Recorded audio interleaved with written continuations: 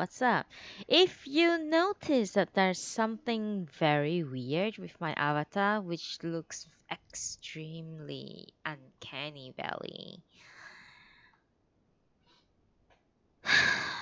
unfortunately, I have to tell y'all that I can no longer move my avatar because it eats up my CPU so much that um, it might very much kill my CPU. Therefore, I am not allowed to use the face tracking feature in the avatar thing. Uh, I could very much use another thing to use to for this, avatar, but unfortunately, they do not have the very iconic red face. So, in order for me to continue using the raid phase while I'm raiding and doing in-game content, um, I have no choice but to disable the face tracking feature of the avatar. Therefore, my avatar will look very sad and uncanny valley and just like, I can't move it. It's very sad. The only solution is that, as of now, the only solution is that to disable the face tracking, and then later on, I have to upgrade my CPU, basically. However, me being a complete CPU Luddite, like I really don't know anything about computer stuff, so it's gonna take a while for me to like figure out how to change the CPU in my PC, basically. Cause if I continue using the face tracking right now, um, it's going to really murder. Yeah, I'm gonna ask DN for help. I'm gonna ask Zapok for help as well. Zapok is my partner, by the way, my EB. We'll see how it goes. By the way, check out some. I added a new channel redeem point for you guys today. Do check it out. Do check it out. Yeah. And also, I'm gonna basically switch off UI in the game so that I can keep the UI clean in while I'm reading. So if you want to say something to me, I implore you to write it in my stream instead, in my stream chat instead. Otherwise, I will miss your message in game because I switch off the in game UI. Yes, I do tarot reading. Um, I'm not a professional, just so you know. Just for a quick warning, I'm not a professional. I don't think I think I can read um well enough to like in a very very basic way. So hopefully it will help you. Like you can ask a question or you can just simply redeem it for like the card that represents your day kind of thing. Yeah. So you can your question can be anything. But there will be questions where I will reject upon hearing it. So just so you know. Yeah. Um. Yep. I have my deck ready. I have uh my witchcraft Bible ready. Um. So yeah. Uh. hang out a little bit more. So yeah, okay. So today, I think I heard I read that Savri was asking what book I'm reading. All right. So my plan was actually uh I might like Kokoro is in my plan of like a list of books that I'm going to read, right? But before that, I'm going to read a short story compilation by. It's not really a short story compilation. It's more like a collection of short story that has the same theme, which was about dreams. So it's called. Hang on. It's called 10 Nights Dreaming. There are like many variation of the name of the book, the short story pieces. It's my the version that I have is called 10 Nights Dreaming, but there is also it's also being called 10 Nights of Dreams or simply 10 Nights Dreams. In Japanese is Yume Juya. So, oh, it's Ariana. Cool. So it's a set of 10 dreams. So set of 10 short stories, and there is an additional um, story at the end of that is included into the end of the book, which is a short story that I'm going to read first because it is somewhat related to I Am a Cat. So I will read that short story first, and then after that I'm going to start reading the 10 Nights Dreaming. It's a very, very thin book. It only has about um,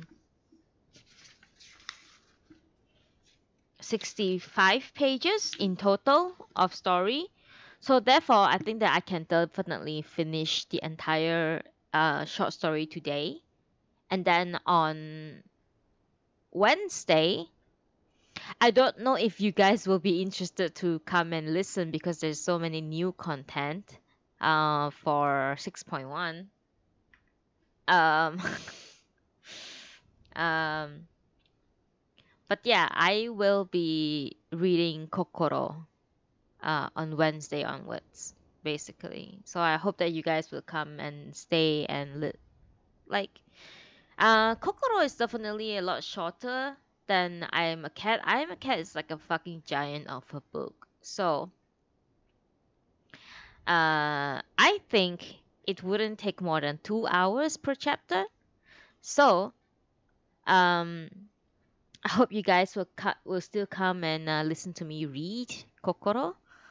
Um, and that uh yeah. I'm very scared you guys will like, run away and do content and not come here to listen to me read anymore. But I would definitely, I mean, personally, obviously I'm still going to do content, right? And I'm going to stream my content as well, like when I'm doing MSQ, because that's what I'm doing now. But the thing is, I will still definitely 100% dedicate at least 2 hours of my morning to reading books to you all. So I'll always be here for you guys if you want someone to read for you.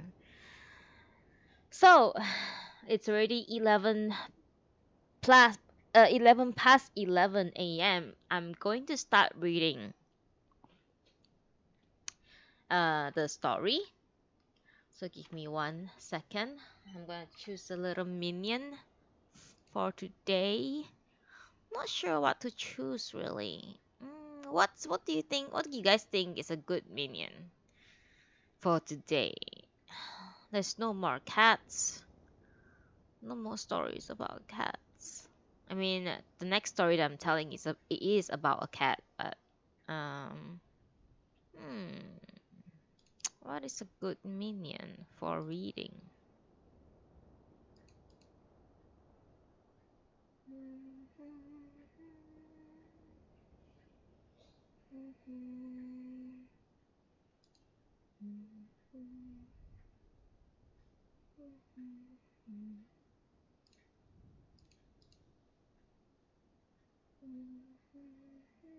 Oh, Kappa is good.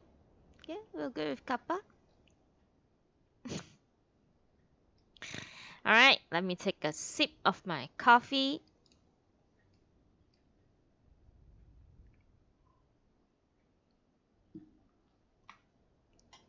and we shall start.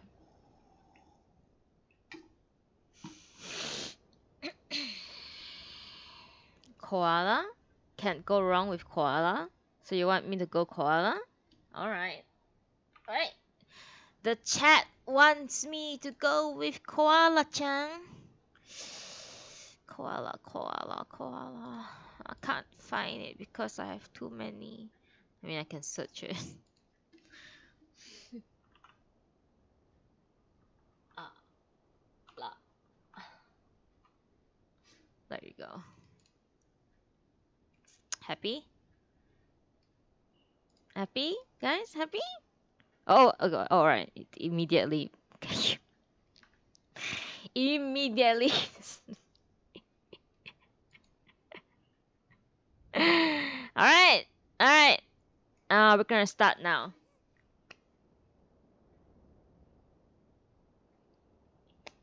Hello to the viewers in my Twitch channel. I am Ariana Nuna, the reader of the day.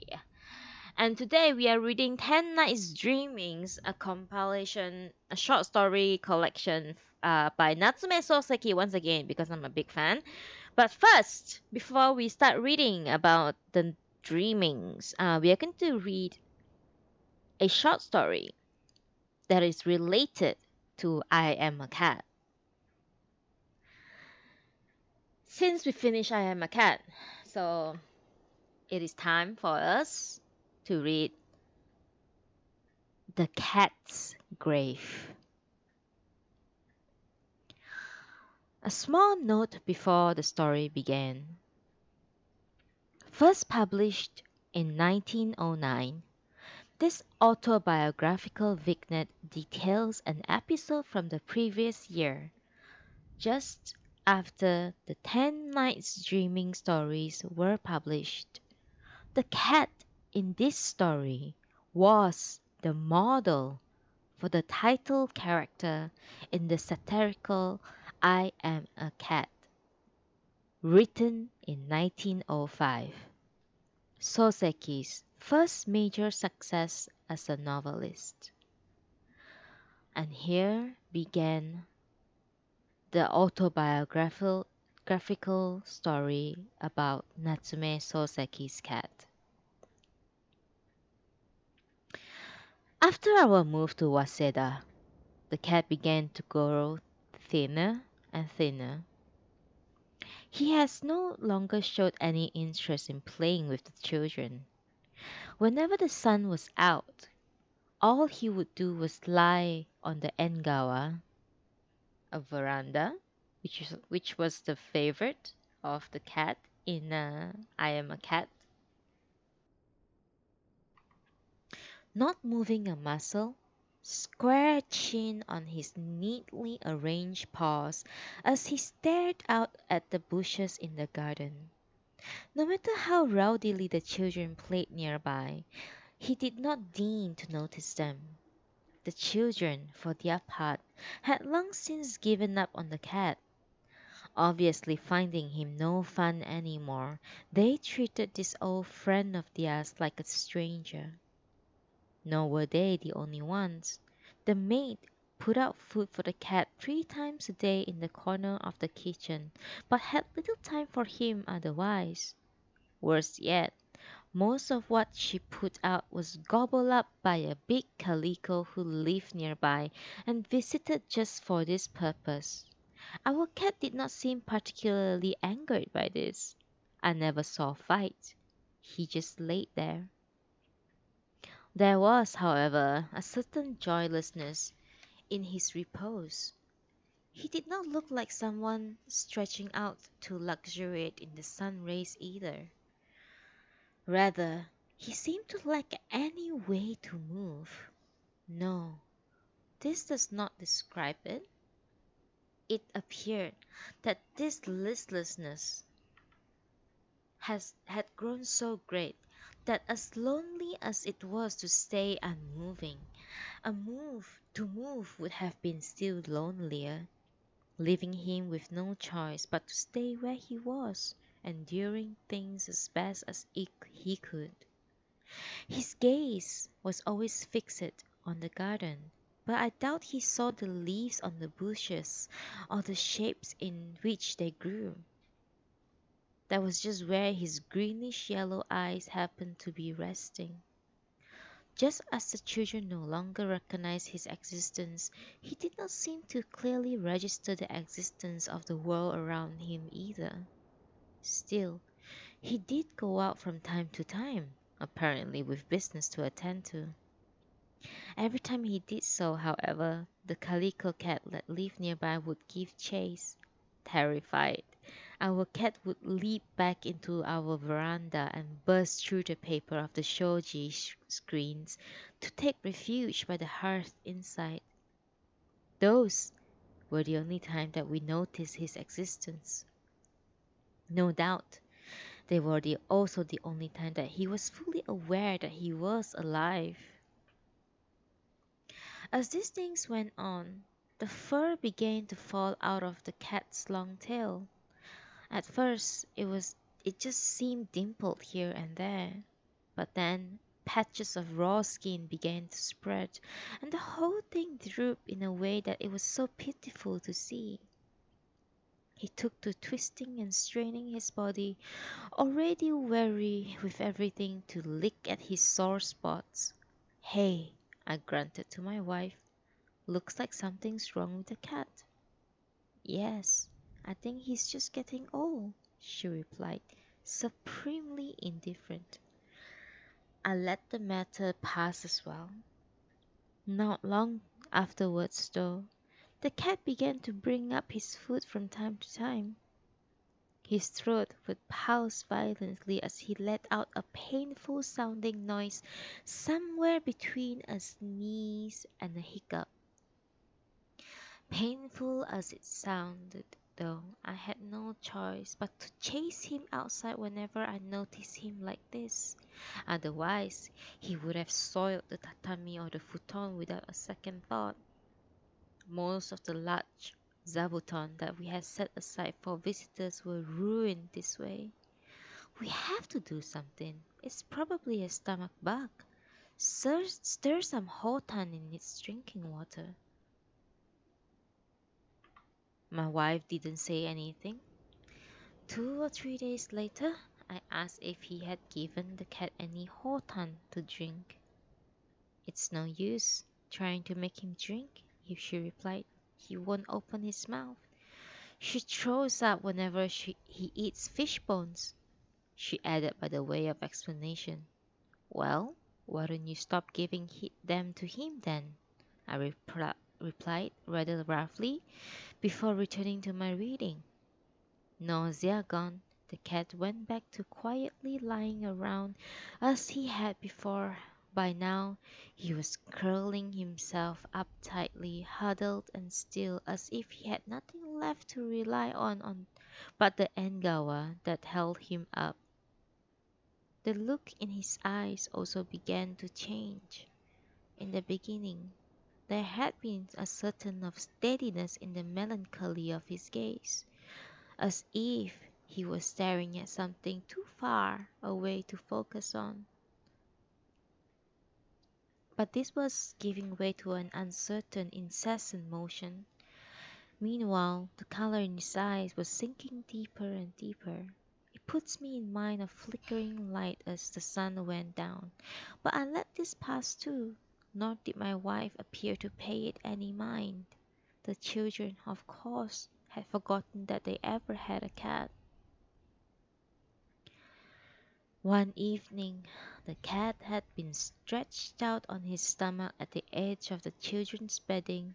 Before a while, he suddenly let out a throaty groan as if he had caught a fish, only to suddenly have it snatched away. I thought it was strange at the time, but no one noticed it.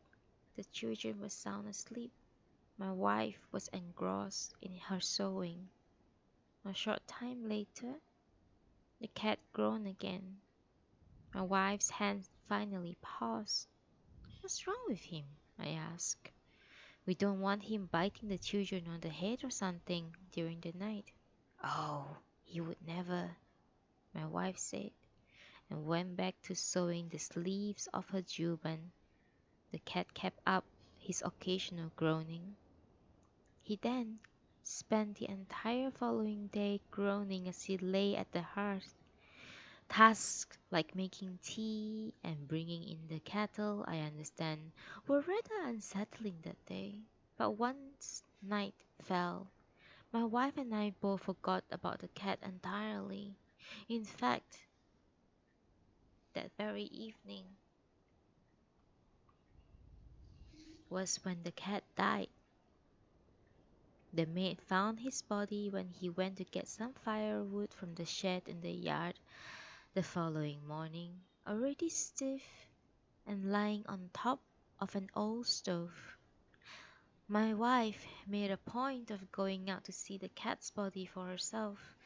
From that point on, her previous indifference was replaced by an industrious concern.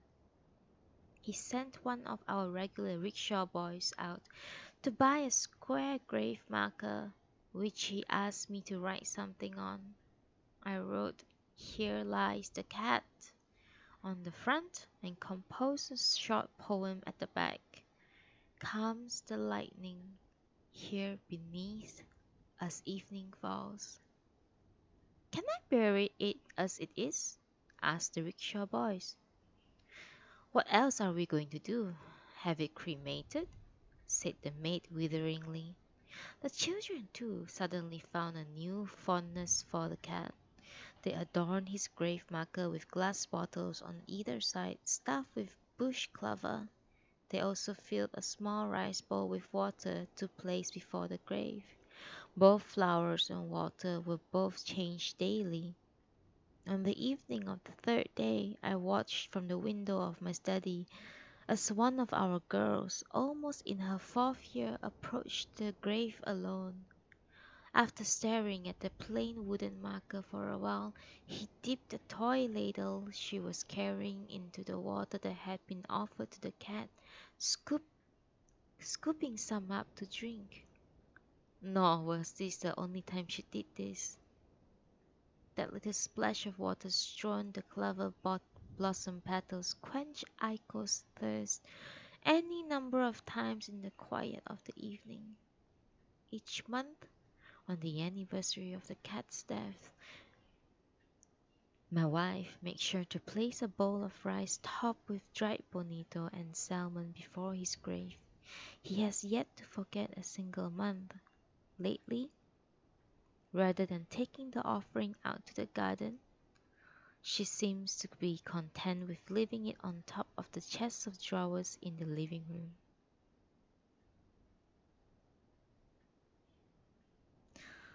That is the end to the cat's grave.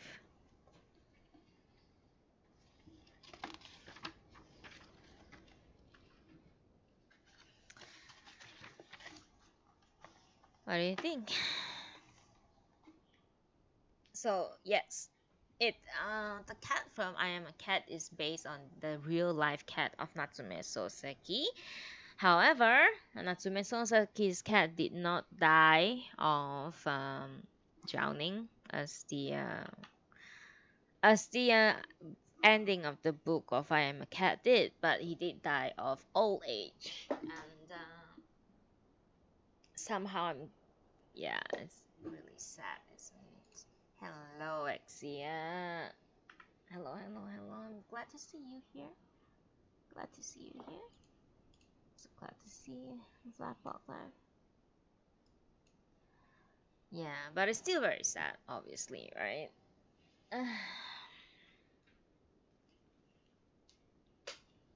Okay, one sip of drink, and then we shall start with the first night of dreaming.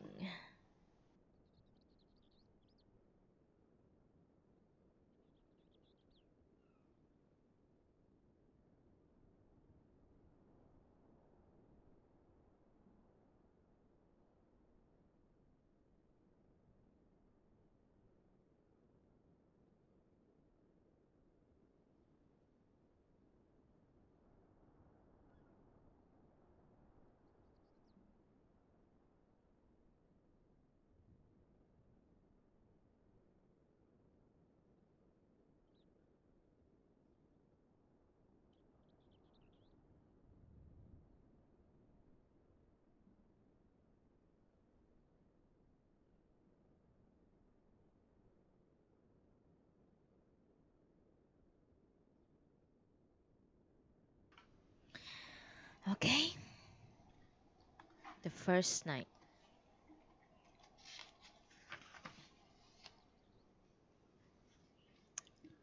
A note before the start of the first night. The first dream is a relatively straightforward tale whose vivid imagery foreshadows many of the themes running through the collection. This is what I dreamed. I was sitting arms folded by the pillow of a woman who lay with her face towards the sky. I am dying, she said in a quiet voice. Her long flowing hair spread across her pillow, framing the soft outlines of her oval face. Within the pure white of her cheeks, her blood showed its color warmly, and her lips, of course, were red. She did not look about to die at all, but this she had said it quite distinctly in her quiet voice that she was dying. I found myself in agreement with her. She would surely die. Are you sure? Are you really dying? I asked, peering down at her face. Her eyes opened wide. Yes, she replied. I am dying. Within the long lashes that enclosed her large moist eyes was the purest black. In the depths of those pure black pupils my form floated vivid and clear. Gazing at those shining dark eyes, so deep that they were almost transparent, I could not accept that she would die. Lowering my mouth to a pillow, I spoke again. You are not dying, surely. You'll be fine, I said. You'll be fine. No, I'm dying, the woman insisted in the same small voice, eyes drowsy but not yet closed. There's nothing to be done about it. Well, can you see my face? I asked, watching her closely. Why? She replied with a smile. Isn't that its reflection right there? I straightened up again in silence. Folding my arms, I wondered if she really had to die. Some time later, the woman spoke again. When I am dead, please bury me. Dig a hole with a large oyster shell. Then use a fallen fragment from a star to mark where I lie. That done, please wait beside the grave. I will come to you again. I asked her when that would be. The sun will rise, as you know. After that it will set. Then it will rise again. Then it set again. Can you wait for me, even as the red sun sinks from east to west? East to west? I nodded silently. A few note of a new note of determination entered the woman's quiet voice. Please wait 100 years, she said. Sit beside my grave and wait 100 years. I will come to you, I promise. I told her simply that I would wait. At once I saw my form in her black eyes, so vivid and clear, begin to blur and break, just as it had started to run, like a reflection in still water, muddled with movement. The woman shut her eyes tightly. A tear spilled from between her eyelashes onto her cheek. She was dead.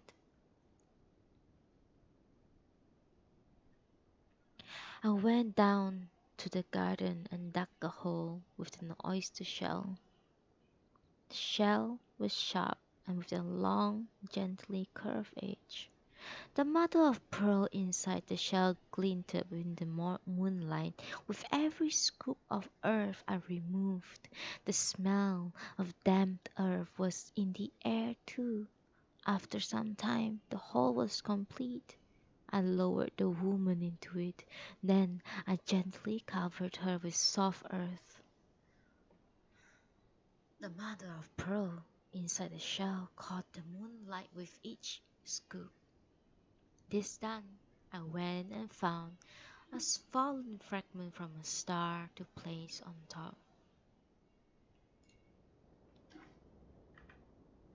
The fragment was round.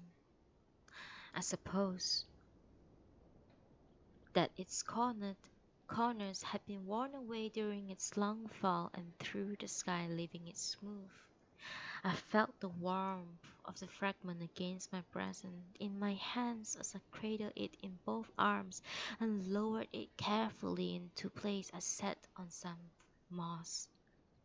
So this is how I will spend the next 100 years, I thought, gazing at the round gravestone with my arms crossed. Before long, the sun rose in the east, and just as the woman had said it would, it was a large red sun.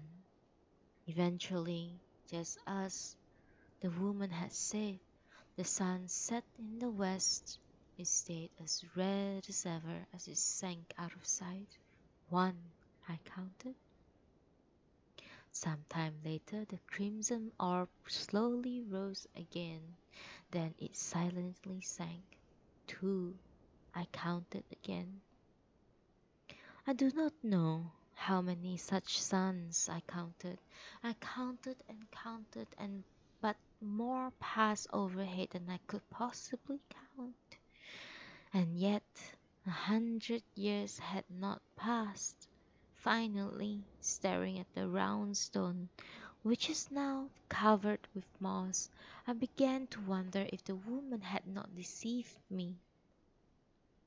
From the moment a green shoot appeared from under the stone, red stretching up toward me at an angle as it grew. The shoot grew longer as I watched, stopping just as it reached my chest, and then, as it shoots swayed from side to side, the single long thin bud at its drooping tip softly opened its petal. It was a pure white lily right under my nose, so fragrant that I felt it in my bones. A single dewdrop fell onto it from far above, making the lily rock back and forth under its own weight. I leaned toward and kissed its cold, white, dew-moistened petals. As I straightened it up again, I happened to see the dawn star twinkling all alone in the sky. I realized then, for the first time, that 100 years had passed. That's the end of the first night. Why lily? It's because lily, the Japanese word for lily, is written with two characters that meant hundred and meat. That's why lily. Let's find out what lily is pronounced in Japanese.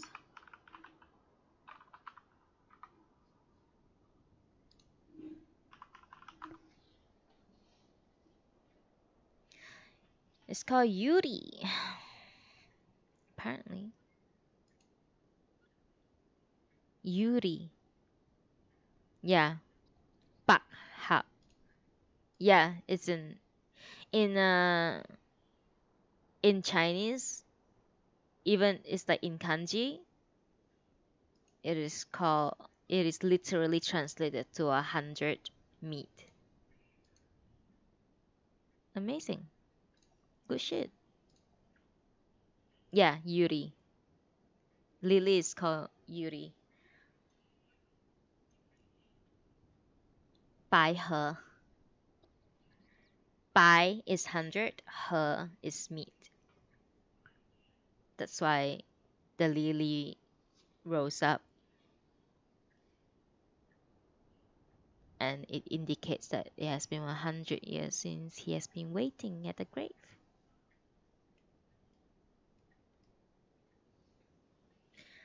Okay, the second night.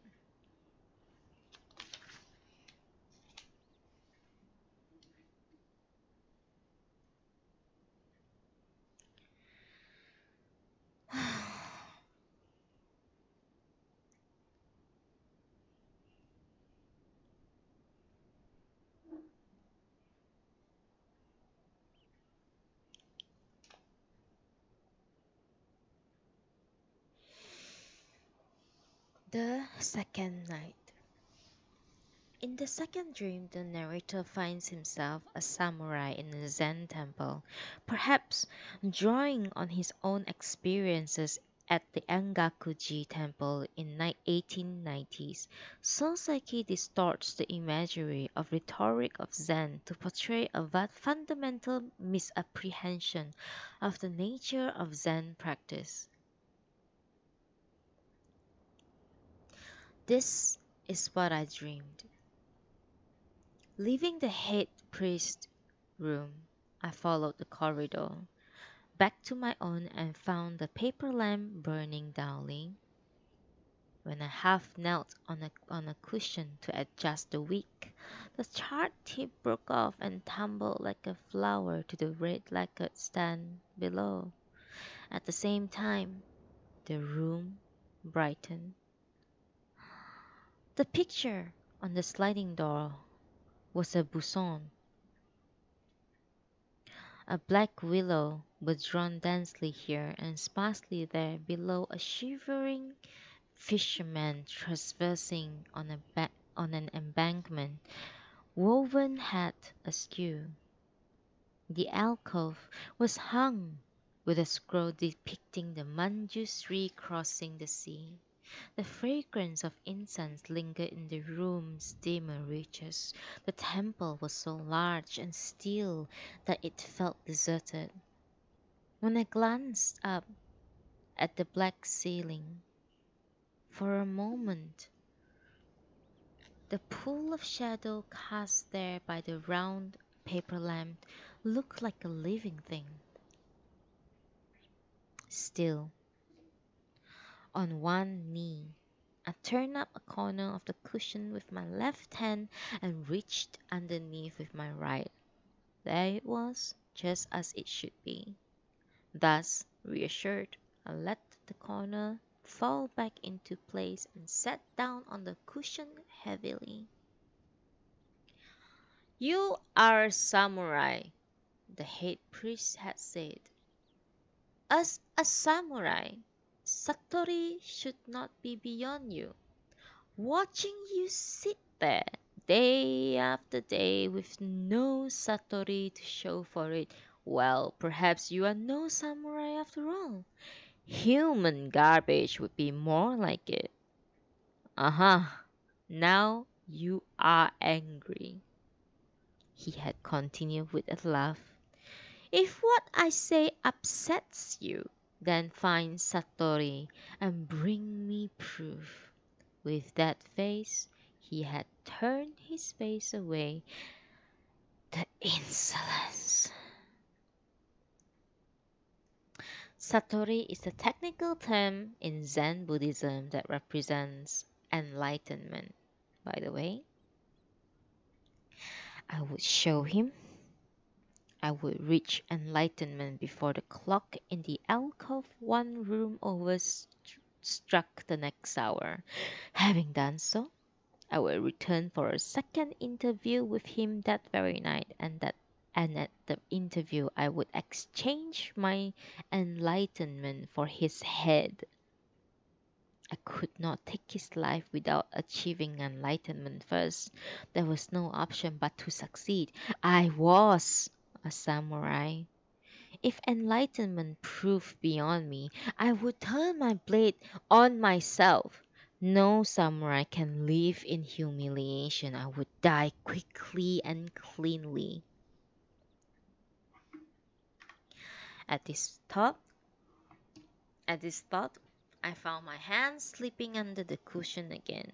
When it came out, it was holding a dagger in a red lacquered scabbard. I grasped the sword by its hilt. The cold blade gleamed once in the dark room as I cast the scabbard aside. Something terrible seemed to stream from my hand, gathering to a single point of murderous intent at the tip of the blade. Seeing the wicked blade mercilessly reduced to a pinprick, driven to a sharpening point at the end of its full 9.5 inches, I felt a sudden urge to drive it deep. All the blood in my body flowed towards my right wrist, and the hilt felt sticky in my grip. My lips trembled. Good morning, Chloe! Returned the dagger to its scabbard and placing it close to on my right, I crossed my legs into the full lotus position. Joshu said moo, but what was moo supposed to mean? Pious jackass, I gritted my teeth. My back teeth grounded together so fiercely that my breath came hot and ragged through my nose. There was a painful tightness at my temples. I forced my eyes open twice as wide as usual. I saw the scroll. I saw the paper lamp. I saw the tatami. I saw the head priest's great bald kettle of a head as clearly as it were right in front of me. I even heard the mocking laugh from his crocodilian mouth. Insolent, bald-headed fool! There was no way around it. That kettle had to come off his shoulders. I would attain this enlightenment of his. Moo, moo. I strained at the word from the root of my tongue, but for all my moos I still smell incense. How dare mere incense interfere? I suddenly clenched my fist, battered my head until it hurt. I ground my teeth back and forth. Sweat ran down my sides. My back was as stiff as a wooden pole. My knee joints flared with pain. Let them break then, I thought. But it still hurt. It was excruciating. Moo was yet to make its appearance. Every time it seemed on the verge of appearing, the pain returned. I was enraging. It was mortifying. I was humiliated beyond belief. Tears rolled down my cheeks. I longed for some great boulder I could hurl myself against, dashing body and bones alike into pieces, and yet I endured, seated and still. An unbearable despair swelled in my breast. It seized me bodily from below and rushed through me, desperately seeking escape through my pores. But every surface was blocked. It was trapped with no exit in the cruelest of circumstances. My mind began to warp. The head priest, the buson, the tatami mats, the overlaid lapping shelves, all were there and not there, not there yet there. But still, there was no sign of Moo. It seemed that I had just been sitting around to no particular purpose, and then, without warning, the clock in the next room began to chime. I started. My right hand went straight to the dagger. The clock chimed a second time. That is the end of the second night. How was it? How was it? How was it? What's your opinion?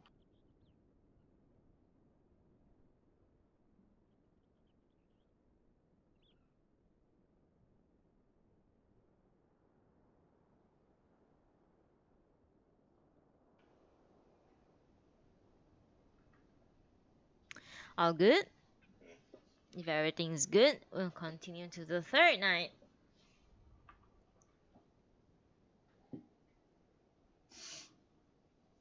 Hello to the viewers and listeners in my stream. What is up? Sorry, I'm stretching even though nobody's demanding a stretch for me. You don't understand it? Um, Basically, it's about a samurai not being able. Ooh, Twisty redeem a single tarot card read. Shall we take a break to read now, or shall we read after? We can take a break to read now. Sure. Give me your instruction then, Twisty. Twisty boy. We shall read a tarot card right now, in between second and third night. But anyway, to answer wine, it's basically a dream about a samurai in a Zen temple and trying to reach enlightenment, Zen enlightenment. Um, and he couldn't. He told himself that if he couldn't reach enlightenment, he would kill himself because a samurai who couldn't reach enlightenment will live in humiliation. Basically, that's his own interpretation. um and then a but if he managed to reach enlightenment, he will murder the head priest of the Zen temple. But however, no matter how much he tried, he couldn't reach enlightenment. So he went straight to the dagger, and that indicates that he's going to commit seppuku, basically. Yeah, it's just a dream. Okay, Twisty, card of the day. How many times should I shuffle the card? And do you want me to pick the card on top of the deck after I shuffle, or do you want me to spread it and pick a card in the spread? Oh, because Zen, head priest of a Zen temple usually try to test your patience. Like, to achieve enlightenment, you have to experience this. One day when you can afford it, go to Japan and go stay in a Zen temple for a day. They will try, like if you move a single move, they will tap your shoulder with a very large paddle. It's very painful. Alrighty. We're gonna read a quick card of the day for Twisty Boy. Shuffle 6 times and pick from the top. Yeah, definitely. It's unfortunate that they removed Kaiten, huh? I don't know why their decision making is like that. Ugh. Hey, let's do it. 6, shuffle, and pick from the top. This is going to be the card of the day for Twisty.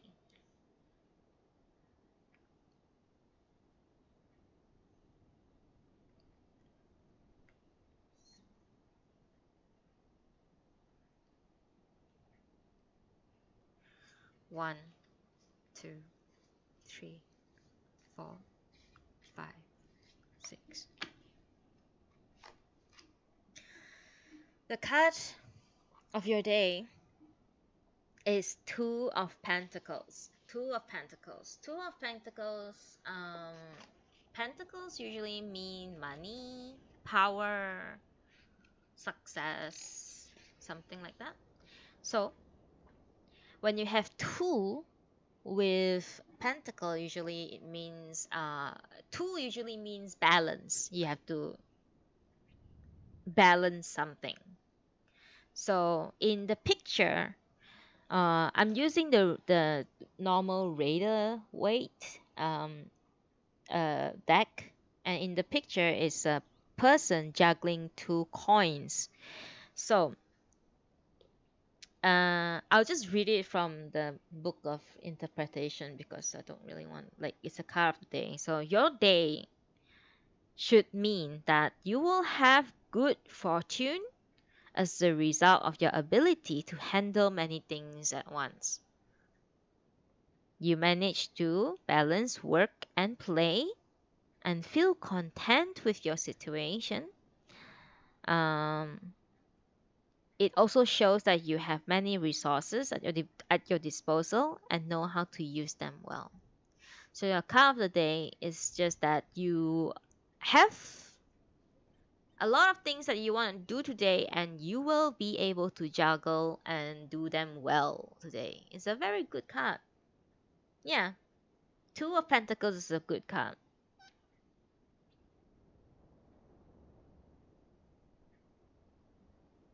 Yeah, there's nothing bad about it. Yeah. You're doing you will do. Yes, you should mount farm.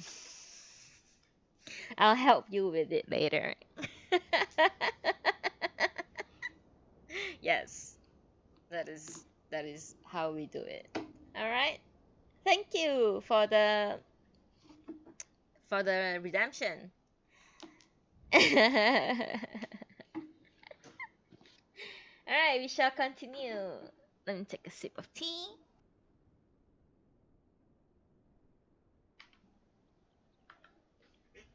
We shall continue with the third night.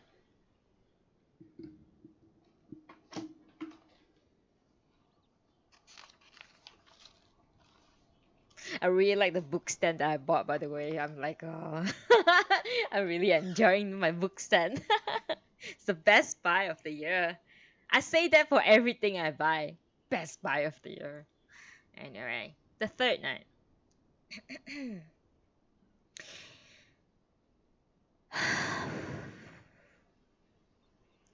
In the third dream, the series takes a turn for the sinister.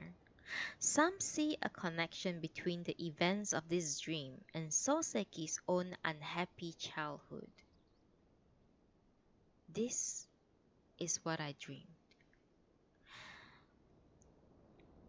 I was carrying a child of almost 6 on my back. It was clear to me that he was my son.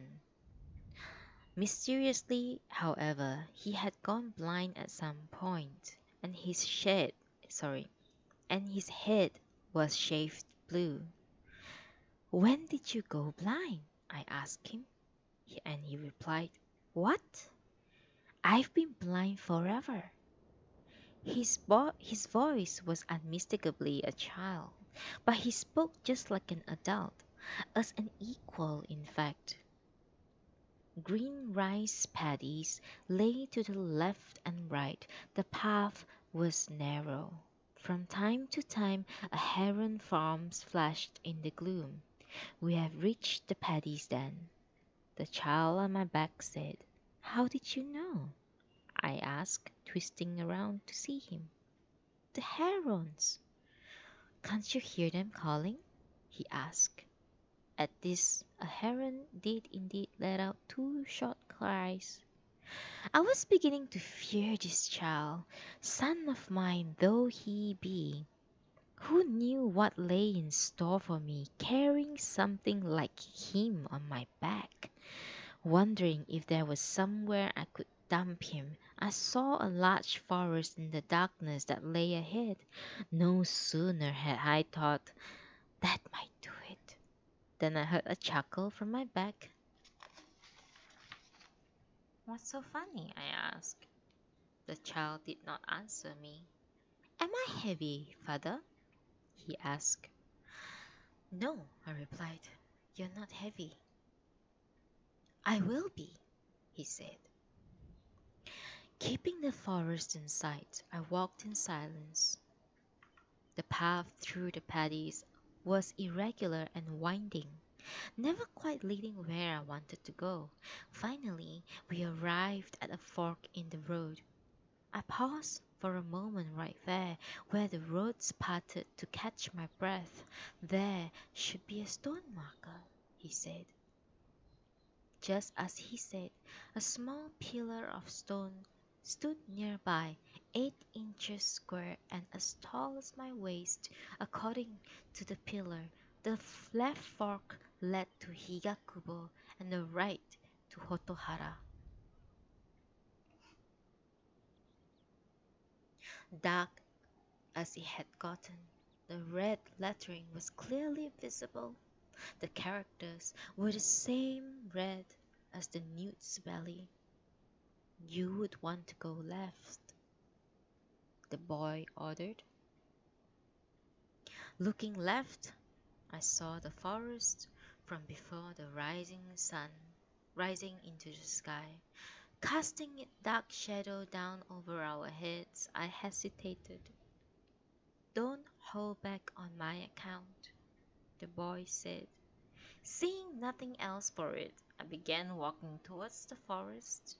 There were no more forks in the path right now. "Sure knows a lot for a blind kid," I thought to myself as we drew near to the forest, and then heard the voice from my back again. "I know it makes things difficult, my being blind." "I'm carrying you, aren't I? What's the problem?" "I appreciate that, but I won't put up with mockery, especially from my own father." I couldn't stand any more of this. I quickened my pace to get to the forest and dumped him as soon as I could. "You will understand a little further on," the boy said from my back. Then he spoke again, as if talking to himself.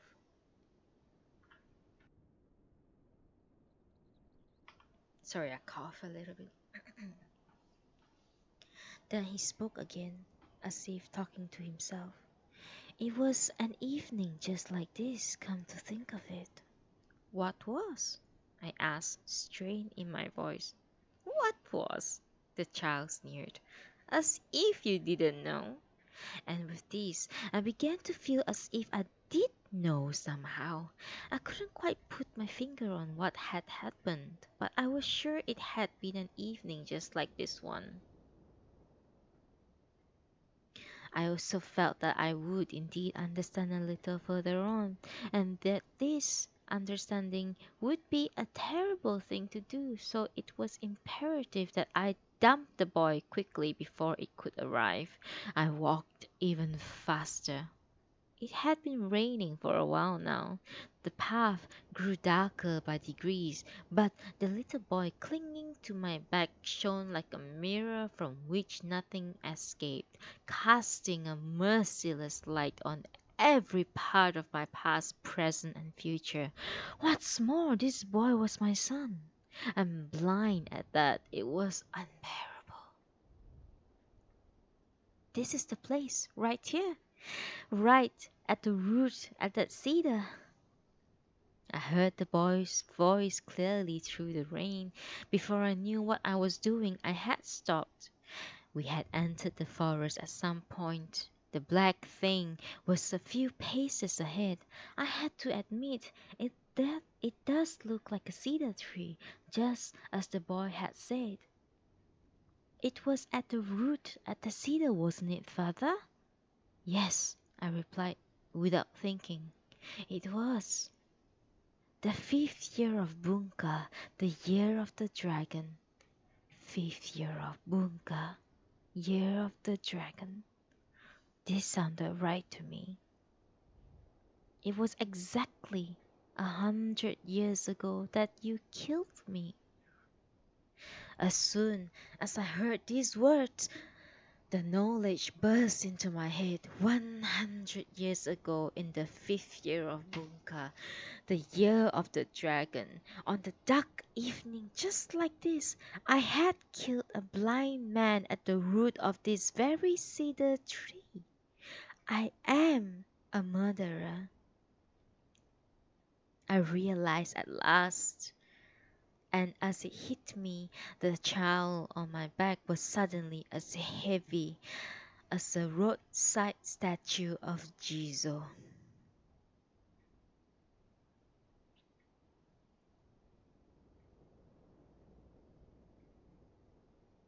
That is the end of the third night.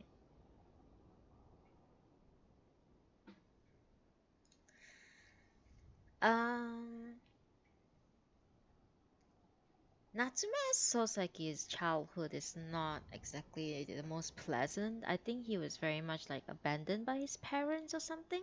So it could definitely, I would agree with the note before the text that it would definitely correspond a little bit with his own childhood, which is not very pleasant.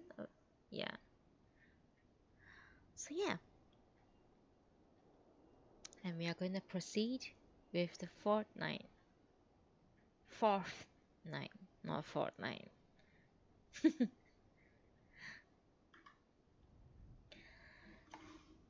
Ooh, Twiny wants a single tarot card.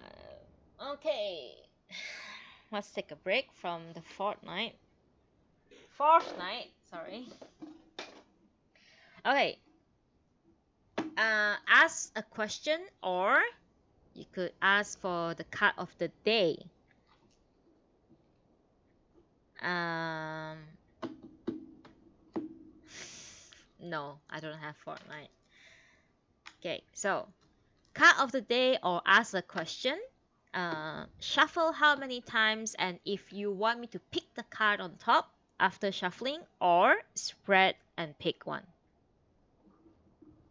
Make your decision now. Bum, bum, bum, bum, bum, bum, bum. Bum, bum, bum, bum, bum. Bum, bum, bum, bum, bum, bum, bum, bum, bum, bum, bum.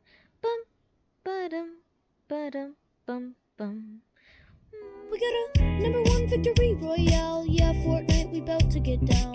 10 kills on the board right now. Just wiped out Tomato Town. My friend just got. Jesus Christ. Thank you so much for the bit, Ariana. Can I repeat that? Okay.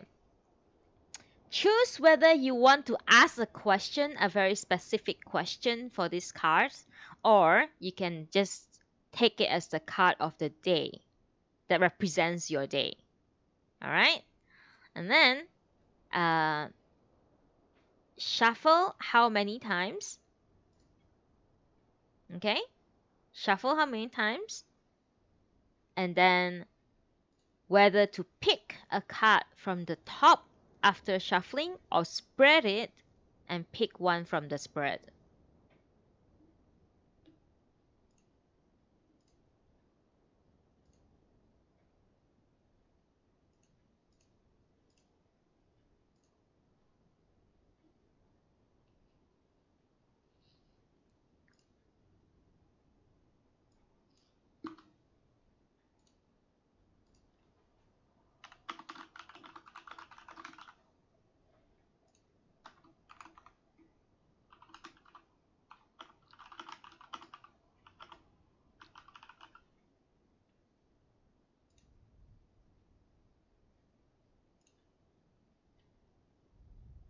Okay, perfect. Twice. Wow. You're a daring one. One and two. Spread. And I'll pick one.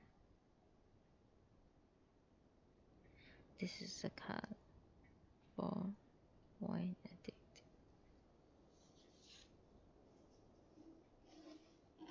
Okay, let's see. Oh, your card of the day is the Hangman. The Hanged Man. It's a major arcana.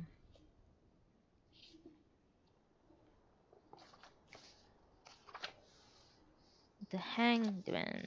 Oh, I haven't seen this card for a long time actually. Don't cry. It's not necessarily a bad card. No. I don't think like even the tower, which everyone is scared of, I don't think it's a bad card. The Hangman, card of the day. Keywords: letting go, surrender, seeing things from a different perspective, or sacrifice. Sorry. So the Hangman usually makes you. I think for card of the day, the representation would be um perhaps something today. There's something that you need to let go of, so that it because letting go of something is essential to your continued growth. Uh, so even if that something gives you security, you need to or like you are stick to a certain routine or a pattern of things that you do on a everyday on a daily basis. Sometimes you need to let it go in order to improve yourself. So let's say if you procrastinate a lot, you need to not like you need to let go of the procrastination and actually try to do something. All right. um you may also it could also mean that today is a day where you should look at things in a different perspective. Do you live for consistency? No, it's okay to live for consistency, but it's okay to sometimes open your mind a little bit more and to look at things at different perspective. Therefore, you have a card like the Hangman. The Hangman is hung from his legs and he's looking at the world from upside down. So sometimes you cannot be so stubborn and just look at things at like, A is just A. You have to accept that A can also be B sometimes. So maybe I think for you, it could be a day for you to try to look at things in a different perspective. Like you don't do this thing just because you want uh,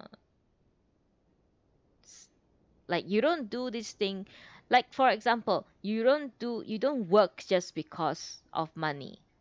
Like you could be working also because you enjoy doing the work, you know like it's a day for you to look at things in a different perspective. It's a good card. The Hangman is a good card.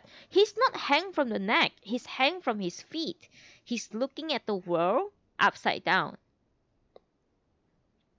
So yeah, it's a good card. And also, it's good to let go.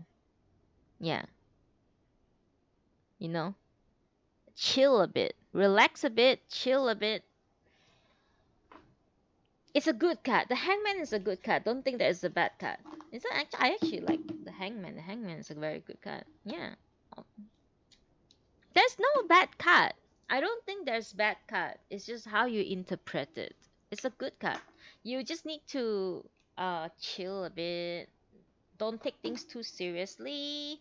Uh, look at things at different perspective.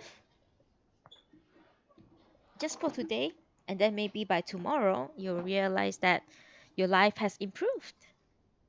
There you go. The devil is a good card. You guys have a very different perspective at tarot than I do. And that is why I offer my tarot reading. Yeah. You guys have very, very, like, most people have a very different way of looking at tarot cards. Like, they look at very black and white. Like, oh, this card is good, this card is bad. No. Even the Three of Swords can be a good card, can be interpreted as a good card. Okay? The Three of Swords, the picture of Three of Swords is three swords stabbing into the heart, right? It looks like hell. It's basically like heartbroken. But still, I can, in some way or another, tell you that the Three of Hearts can be a positive card. So that is basically why I offer my tarot reading. Because not a lot of people read tarot like I do. Alright, let's continue with the fourth night. I can see that the tarot reading is very a popular thing to claim, huh? People like it a lot. I gotta make it more expensive. Anyway, let us continue.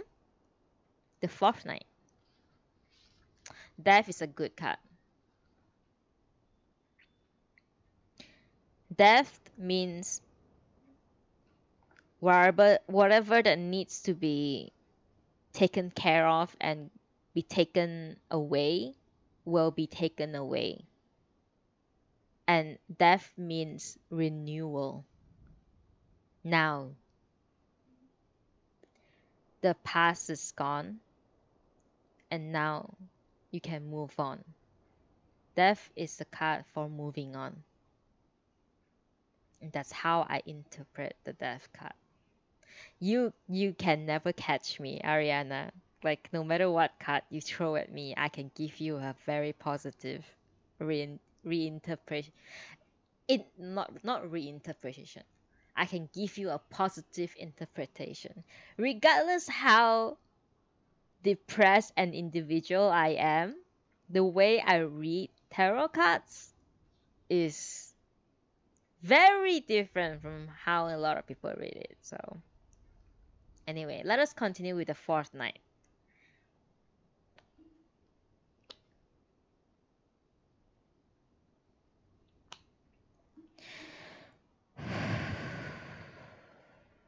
The fourth night. The central figure of the fourth dream, as Sasabuchi Tomoichi points out, appears to be a cross between a Taoist immortal and a Meiji street peddler.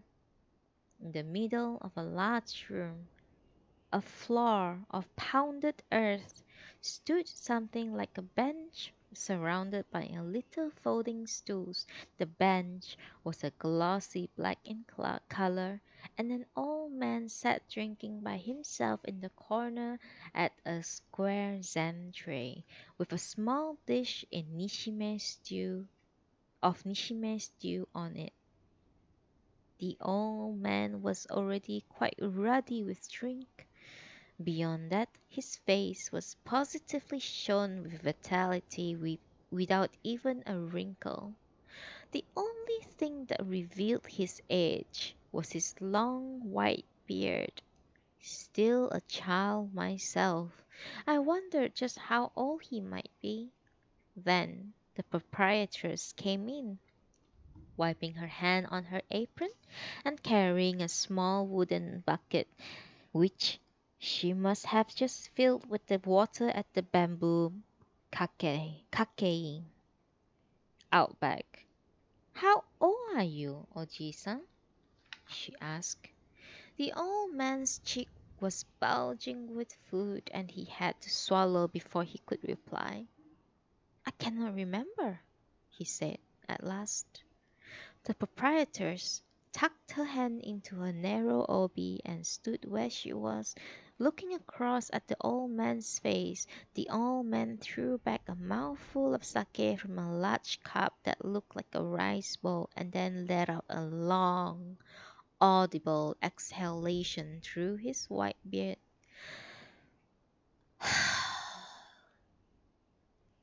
As he did, the proprietress spoke again. Where do you live? She asked. The old man cut his exhalation short. Inside my navel, he said. And where are you headed? Asked the proprietress, hand still in her narrow obi. The old man drained his cup again and let out another long breath before replying. I'm going away, he said. Straight ahead? Asked the proprietress. As she spoke, the old man's breath went through the shoji, passed under the willow, and continued straight on towards the riverbed. The old man went outside. I followed him. A small gourd hung from his waist, and he had a square box slung over one shoulder and tucked under his arm. He wore a pale yellow momohiki trousers and a pale yellow sleeveless tunic, only the tabi on his feet were a brighter yellow. Something about them made me think that they were made of leather. The old man went straight to the willow. 3 or 4 children were already there. The old man beamed jovially as he pulled a pale yellow tenugui handkerchief from his waist. Twisting the tenugui into a sort of thin rope, he placed it in the middle of the clearing and then drew a circle around it. Finally, he pulled a candy peddler's brass flute from the box slung over his shoulder. Any moment now, the tenugui is going to turn into a snake, he said. Keep watching, keep watching. The children watched the tenugui intently. I watched too. Keep watching, he repeated. Ready? Then, playing his flute as he went, he began to circle the tenugui around the ring he had drawn around it. I kept my eyes fixed on the tenugui. It did not move one bit. Around and around the old man went, tootling away on his flute. He walked carefully, tiptoeing in his straw waraji sandals as if not to disturb the tenugui. The look on his face might have been fear. There also seemed to be enjoyment there. After a time, the old man's flute fell silent. Opening the box slung over his shoulder again, he gingerly picked up the tenugui by its head and tossed it in. Now it will turn into a snake inside the box. Hello, Bit! Any moment now. He began to walk straight ahead. Passing under the willow, he went straight down a narrow path, hoping to see the snake. I followed him down the road as far as he went. Every so often he would say, any moment now, or a snake, it will turn into a snake, as he walked. Finally, As we arrived at the banks of the river, he broke into a song. Now, any moment now, a snake it will become. Yes, it's sure to happen now. Hear the flute song. Seeing neither bridge nor boat, I thought the old man would stop here and show us a snake in his box, but he plunged towards the river. At first, the river only came up to his knees, but before long it was at his waist, and soon he had disappeared up to his chest. Still he sang, now getting deeper now, turning into night, yes, keep going straight ahead. He showed no sign of stopping. His beard disappeared from view, then his face, then the top of his head, until finally even the little cap he wore was gone. I was sure he would show me the snake when he came out on the other side, and so I stood alone where the rushes rustled, waiting and waiting, but the old man never came back up. That's the end of the fourth night. Hello! Hello, Pete! I should have greeted you after I finished the story. And to hydrate as well.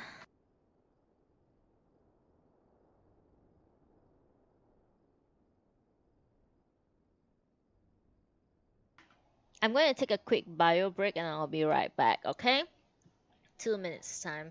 Hello to all the viewers in my chat. I'm just going to take a short, very short break, like a 1 minute break. Please stay with me, and we will continue with the fifth night. Unless somebody wants to claim something in the channel points. I'll be right back.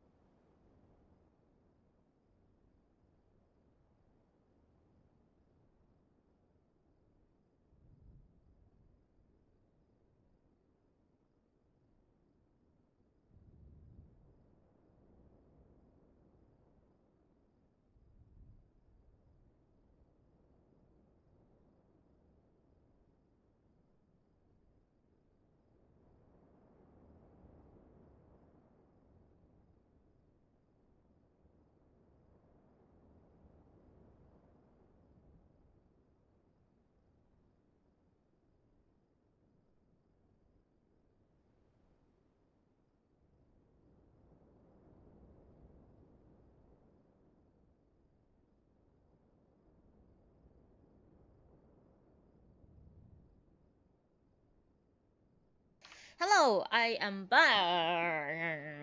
I think everyone spent their channel point and they don't have channel points anymore. Never mind that. We shall continue with our fifth story, which is one of my favorite, I think.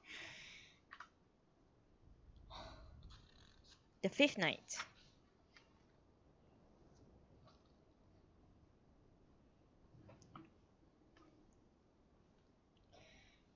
Ayo.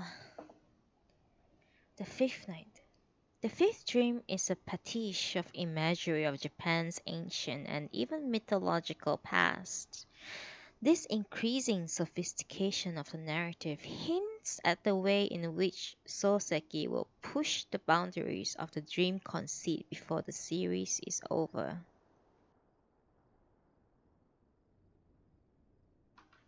This is what I dreamed. Long, long ago, perhaps almost reaching back to the age of the gods, bad luck in battle saw me defeated, captured alive, and dragged before the enemy's chieftain. In those days, all men were tall. They also all let their beards grow long. Around their waists they wore leather belts, from which they hung swords that looked like clubs. Their bows looked like thick wisteria vines torn straight from the tree. They did not lacquer or even polish them before use. They were simple and rough and in the extreme. The enemy chieftain was seated on what looked like an overturned sake pot. He held his bow upright, gripping it square in the middle with his right hand and letting its lowest point rest on the grass below. Looking at his face, I saw that his bushy eyebrows met above his nose. In those days, of course, there was no such thing as razor. As a captive, I was not permitted with a stool, so I sat across legs on the grass. On my feet I wore long straw boots. Such boots were deeply made back then. Mine came to my knees when I was standing. The straws around the top had been left partly unwoven so that it hung down like a decorative fringe, rustling with each step. The chieftain looked at me in the face by the light of the bonfire and asked if I would live or die. It was customary in those days to at least ask this question of all prisoners. To choose life was to surrender, but death indicated refusal to submit. Die, I replied shortly. The chieftain threw aside the bow he was resting on the grass and began to draw the club-like sword that hung at his waist. The bonfire blazed in a gust of wind, sending flames flickering across the blade. I opened my right hand like a maple leaf and raised it out, palm out, just above the eye level. This was a sign that meant wait! The chieftain resheathed his thick sword with a metallic sound. Even in those days, they knew love. I told the chieftain that I wanted to see the woman I cared for once more before I died. The chieftain said that he would wait until dawn broke and the roosters crowed. I would have to summon the woman to me by then. If she had not arrived by the crow of the rooster, I would be killed before I could see her again. Still seated, the chieftain gazed into the bonfire. Down on the grass with the big straw boots still crossed, I waited for the woman. The night wore on. From time to time I heard the bonfire settle. The, this would make the flames lick at the chieftain as if thrown off balance. The chieftain's eyes would sparkle under his pitch black eyebrows. Then someone would approach and throw a new armful of branches into the fire. Eventually the fire would begin to crackle. It was a valiant sound, a sound that could turn back the gloom of night. Meanwhile, a woman was untying a white horse from the oak tree behind her house. Stroking its mane 3 times, she leapt lightly onto its back. She rode bareback with no saddle or stirrups. Her long white legs kicked the horse's flank, and it broke at once into a full gallop. Far off in the sky she could see the faint light of the newly fed bonfire. The horse flew through the darkness towards this light. Its breath erupted from its nose like 2 pillars of fire as it ran. Still the woman urged it on, kicking its belly again and again with her slim legs. The horse galloped so quickly that the sky rang with the sound of its hoofs. The woman's hair streamed out in darkness behind her, but still she did not arrive at the bonfire. Suddenly, from the side of the road where the darkness was complete, the woman heard a cock-a-doodle-doo of a rooster's crow. She leaned back, pulling sharp at the rein with both of her hands. The horse's two front hoofs dug into the hard rock below. Cock-a-doodle-doo! The roosters crowed again. With a small cry of surprise, the woman let the rein go limp. The horse collapsed to its knees and pitched forward, the rider and all. A deep crevice had lain just out of sight beneath the rocks. The impression of the horse's hoofs left on that rock is still right there today. It was the trickster Amanojaku, a malicious figure in the Japanese folklore, who had imitated the rooster's crow. For as long as those hoof marks remain in the rock, Amanojaku shall be my sworn enemy. Amanojaku is a malicious figure in the Japanese folklore who works to thwart and subvert humans' desire. That is the end of the fifth night.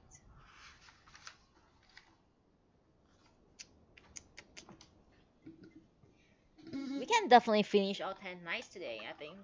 They are very short. And then we can start Kokoro on Wednesday.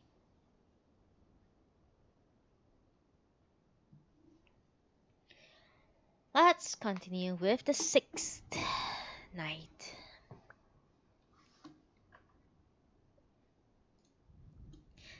Nice to meet you, Helen. Thank you for attending. The sixth night.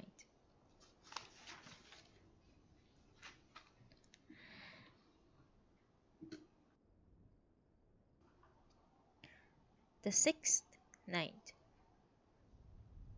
Unkei was an influential Japanese Buddhist sculptor who died in 1223, but the modern narrator of the sixth dream nevertheless finds himself at work at the Gokokuji, a temple in Tokyo that was not established until 1681. Hearing that the sculptor Unkei was carving the two benevolent kings at the main gate at the Gokokuji, I decided to stroll over and take a look. I arrived to find a large crowd already gathered and vigorously exchanging opinions on the work in progress. A large red pine stood about 7 or 8 yards in front of the gate, trunk stretching toward the distant blue sky at just the right angle to obscure the gate's tiled roof. The pine's green foliage and the red lacquered gate contrasted beautifully with each other. The pine was well positioned too, rising unobtrusively from left of the gate, growing broader as it slanted up and across to reach the roof. It had an antiquated air, even putting me in mind of the Kamakura era. But the people watching were all of Meiji era, just as I was. In fact, the larger part of the crowd was rickshaw drivers. No doubt they had grown bored of simply standing around waiting for passengers. Talk about big! Must be a lot of work than carving a person. As I considered this, another man spoke. Huh, it's the benevolent kings. They are still carving the benevolent kings? You don't say! I thought all the benevolent kings were old as the hills. They do look strong, eh? A different man said to me. You know what they say, right? There's never been anyone stronger than the two benevolent kings. They say they were even stronger than the Yamato Dakedo no Mikoto.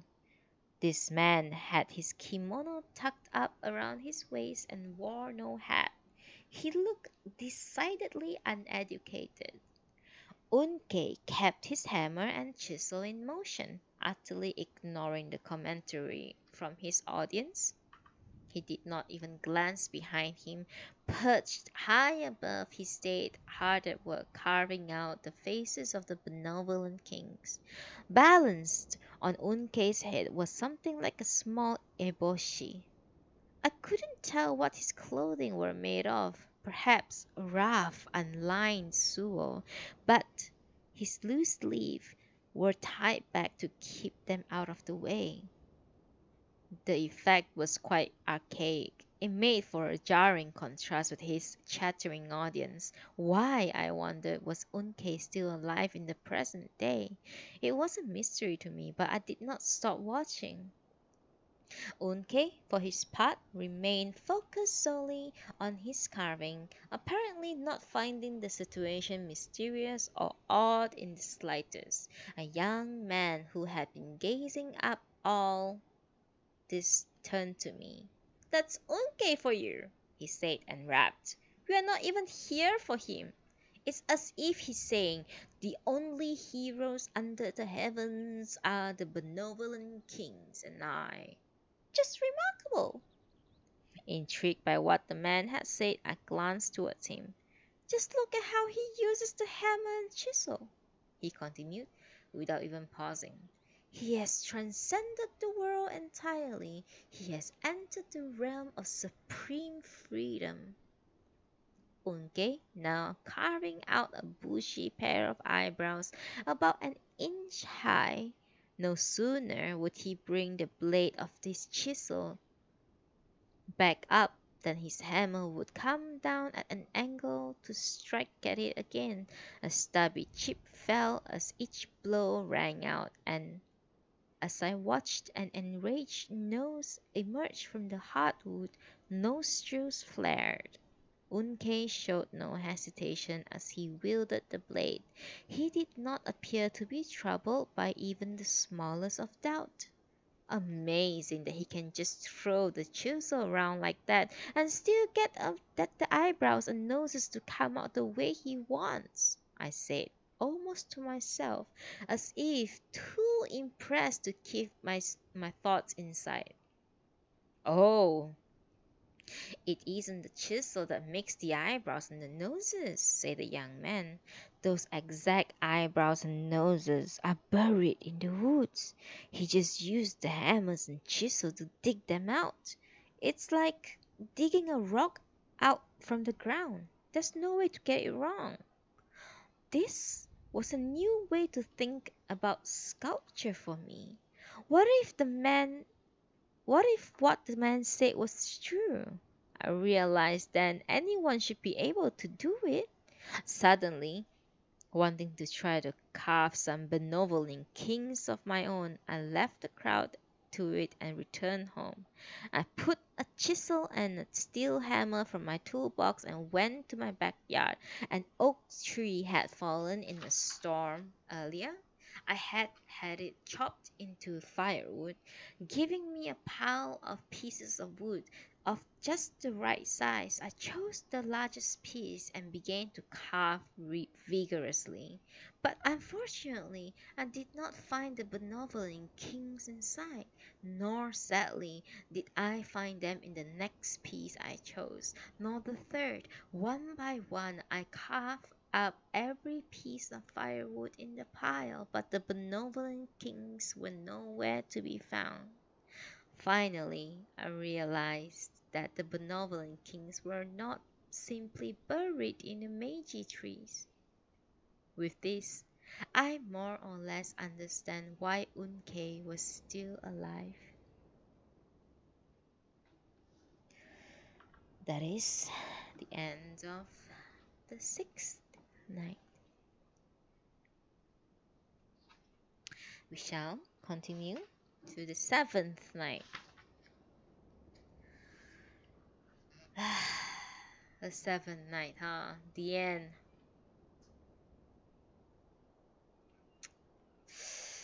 Seven nights. The Seven Night is the best story in the whole book, but it's also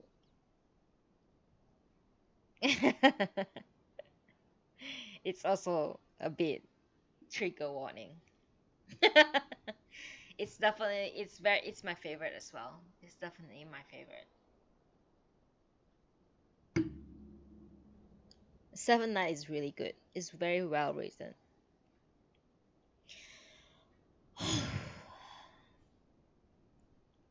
The Seventh Night. The Seventh Dream has long been viewed as a metaphor for Japan in the Meiji era. Many at the time felt that the nation had lost its way in its attempt to modernize, yet had no way of influencing the direction in which things were moving. The story starts like this. I found myself aboard a great ship. Day and night, the ship cuts its way through waves, belching endless black smoke as it went. The noise was horrific, but where the ship was headed I did not know. All I saw was the sun, rising from the waves like a red hot fire iron. It rose until it was directly over the tallest mast and then seemed to simply hang there. But before long it had passed overhead and gone ahead of the great ship. Finally, hissing like the red hot fire iron, it would sink beneath the waves again. The boat would let out its horrific noise and give chase, but it never caught up. Once I caught hold of a crewman. Is this boat headed west? I asked him. The crewman looked at me for a moment, caution in his face. Why? He asked finally. Because we seem to be chasing the setting sun. The crewman guffawed and walked away, leaving me where I stood. There I heard him singing a working song. The westering sun does it end in the east. Can this be the truth? The east risen sun does it hail from the west? Can this too be true? Toss on the waves rather for a pillow. Let it roll, let it roll. Heading to the bow, I saw many sailors gathered there to halt in the stout lines. I became terribly lonely. I did not know when I would ever stand on dry land again, nor did I know where would we were headed. The only certainties were the black smoke the ship belched and the way it cuts through the waves. The waves themselves stretched on and on a seemingly limitless field of blue. Sometimes they turned purple too.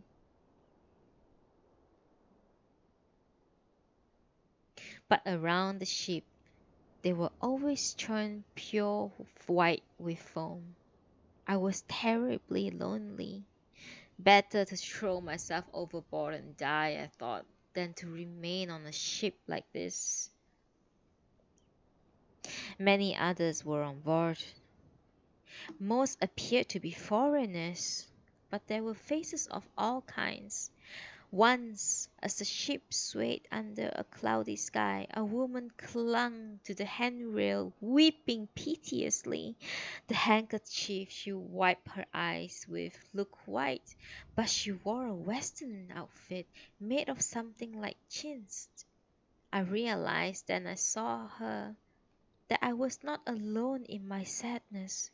I was gazing at the stars out on the top deck one evening when a foreigner approached and asked if I knew anything about astronomy. I was so bored I wanted to die. Astronomy meant nothing to me. I ignored him. But the foreigner then began to tell me about the seven stars that crown Taurus. The stars, he went on, the sea, all had been created by God. Finally, he asked me if I believe in God. I ignored him. Eyes turned to the sky. Once I entered the salon to see a splendidly dressed young woman facing away from me as she's playing the piano. Beside her stood a tall, dashing man singing alone. His mouth seemed terribly large, but the two of them appeared entirely without interest in anything outside of each other. They seemed to have forgotten that they were on a ship. My boredom grew desperate. At last, I resolved to die. So one evening, when no one was around, I gathered all my courage and leapt overboard. Except the moment my feet left the deck and my link with the ship was severed, I longed to leave. I regretted what I had done from the bottom of my heart, but it was too late. I was headed into the sea whether I liked it or not. The ship, however, had apparently built extraordinarily tall, so although my body was clear of it, my feet had yet to reach the water with nothing to catch hold of. Though I drew closer and closer to the sea, I pulled in my legs as much as I could, but still I drew closer. The water was black in color. Meanwhile, the ship had moved on, belching the same black smoke as always. I understood for the first time that I would have been better off on board, even if I did not know where it was headed. But I could make no use of that knowledge now, and felt infinite fear and regret as I quietly fell towards the black waves.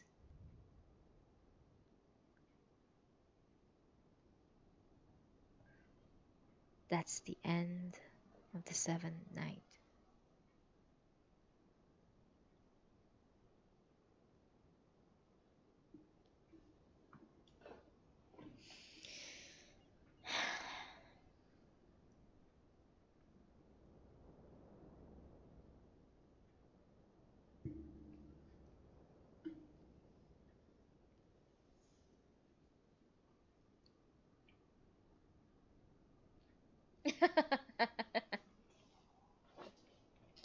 No, you guys,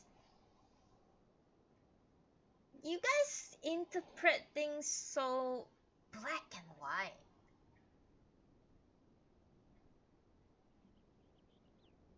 It's about being left behind when everyone else is moving so forward, so fast forward. The feeling of being left behind and not knowing where you are, it's very relatable to a lot of like millennials or even Gen Zs nowadays. That's why I like Natsume Soseki's writing. It's because it's very relevant even to this day. The fact that I especially like the Seventh Night because it meant a lot, like it's something very personal that I think a lot of people experience, is that you feel as though everyone else is doing everything right and everyone else is moving forward in a very positive or fast direction, but you yourself feel very like stalled, and like you're not moving as fast as everyone else's does, everyone else's do. So it's something very relevant, basically. That's my interpretation of it, that you don't feel like you are in the same pace as everyone else. But it's a very flawed point of view, it's everyone moves at their own pace, and it's perfectly fine if you feel left out. So in this dream in particular, yes, he decided to die and he threw himself off the boat, but he immediately regretted it. Why? Because it doesn't matter that it doesn't matter that you don't know where you are heading to. It doesn't matter you don't know what the future is. It doesn't matter what you will achieve or what you won't achieve. It doesn't matter if tomorrow there will be an apocalypse. What matters is right now and what you can do right now for yourself. That's why he regretted it. Because it doesn't matter where the ship is heading at all.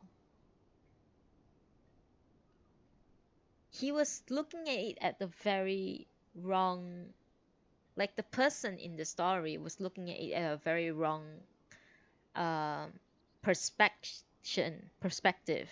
Therefore, he made a bad decision for his own life, and he regretted it. So try not to read this kind of stories so black and white that like, oh, it's a sad story because the person died. It's not like that. There's so much more nuances of the story. Yeah.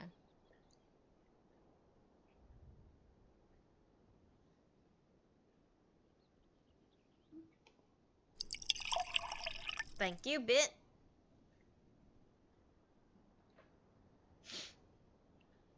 And we'll go on to the eighth story.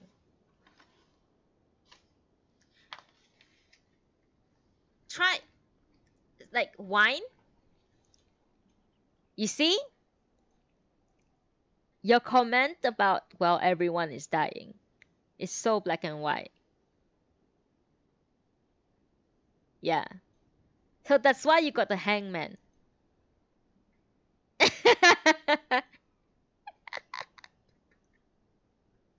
That's why you got the hangman as a card. You have to look at things in a different perspective.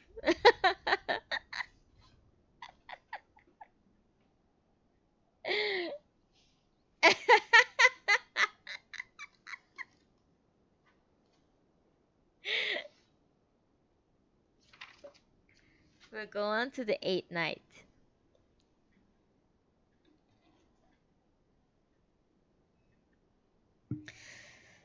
The eighth dream is one of the most cryptic and intricate of the series, dwelling on sight and perspective. Notably, the narrator appears able to see into the other dreams through the windows and mirrors of this one, raising new questions about how the 10 dreams might be interrelated.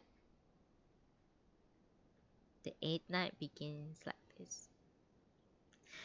Crossing the threshold of the barber shop, I was greeted by a chorus of "Irashai!" from several men and in white who had been waiting inside. I stood in the middle of the square room and I looked around.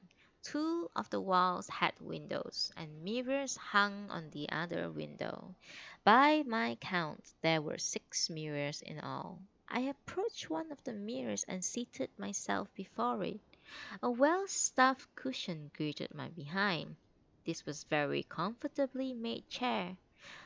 The mirror reflected my face splendidly. Behind my face I could see a window. I could also see the low wooden slat screen around the raised corner of the room where accounts were kept. There was no one at the low accounting desk behind the screen. The people in the street outside were visible from the waist up as they passed the windows.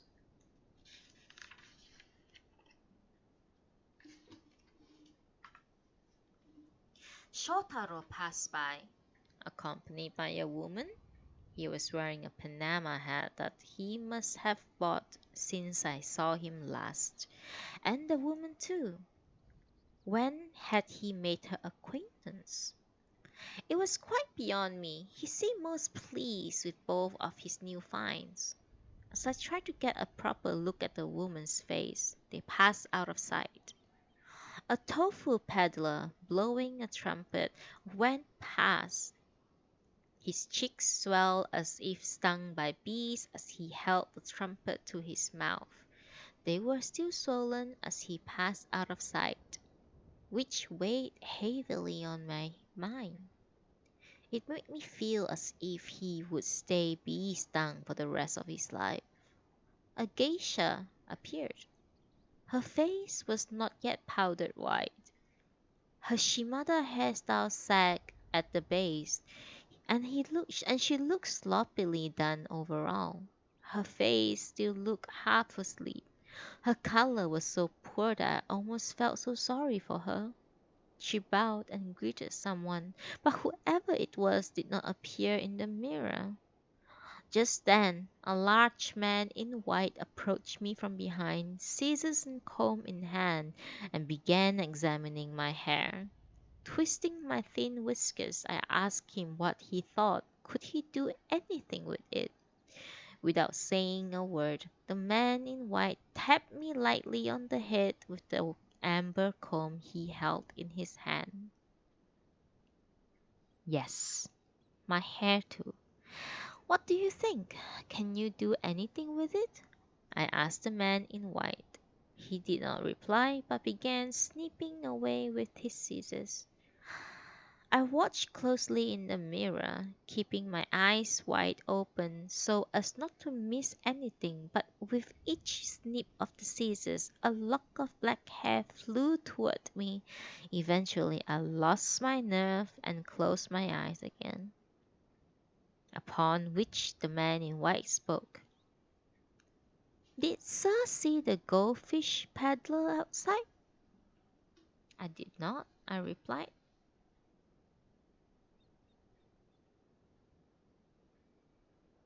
Oh, strudel. Sure. All right. Sure. I'll let you know. I did not, I replied. The man in white snipped on, saying nothing more. Just then, someone suddenly cried, "Look out!" My eyes flew open and I saw a wheel of a bicycle framed by a man in white arm.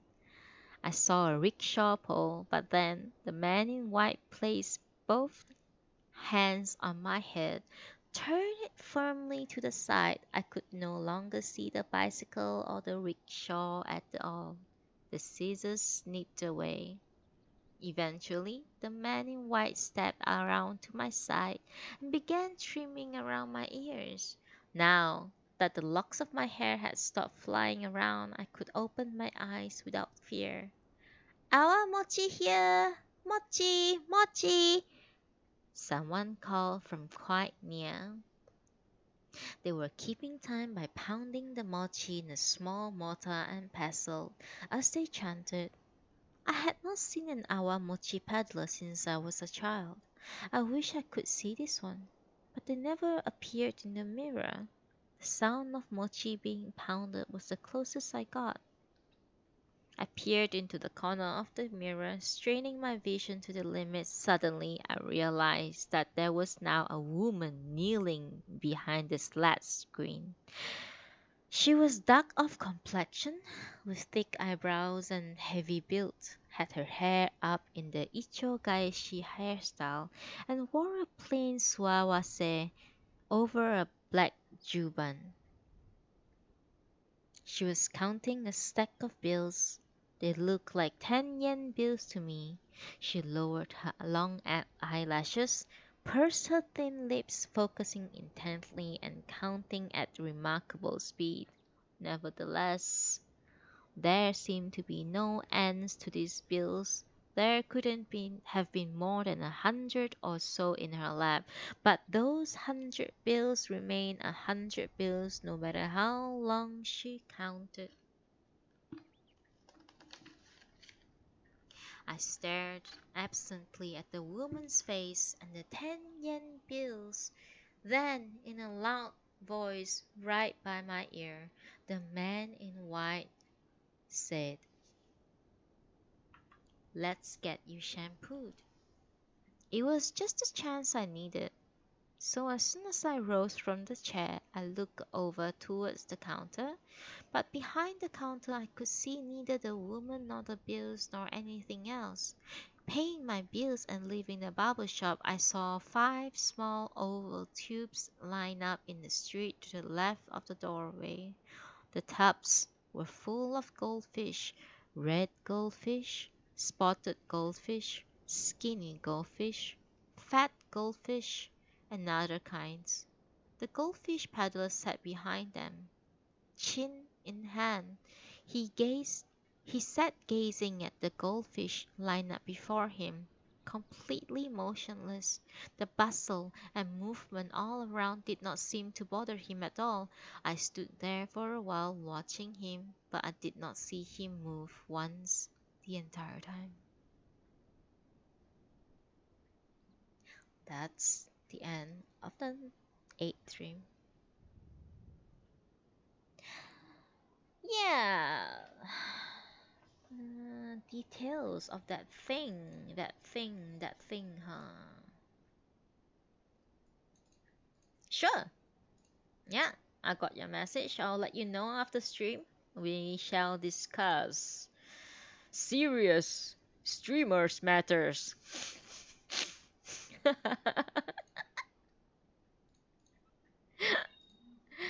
Oh shit, I level up. I forgot to switch off my phone. Shut up, phone.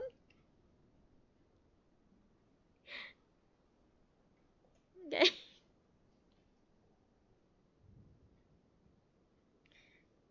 Alright, there you go. One sip of tea and we'll continue with the ninth night. Ninth dream.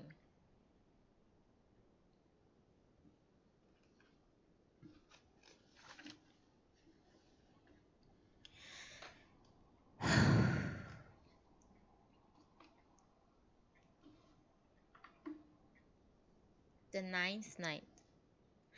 As with the second dream, many scholars see echoes of Soseki's own childhood in this story. That the violent internal struggles of Japan's Meiji Restoration began 1 year after Soseki himself was born is suggestive. There were rumblings of unrest abroad. War seemed ready to break out at any time. Unsaddled horses fleeing burnout stables seems to gallop around the house day and night, chased by unruly guardsmen. Within the house, however, all was quiet and still. In the house were a young mother and her child, almost in his third year. The child's father had left for parts unknown. He had set out on a night with no moon. He had pulled his straw hat, straw sandals onto his feet and donned a black hood and gone out of the side door. The mother had been holding a Bonbori lantern from which the light fell long and thin into the dark night, illuminating the old cypress by the hedge. The child's father never came back. Every night the mother would ask for her child, "Where is daddy?" The child did not say anything.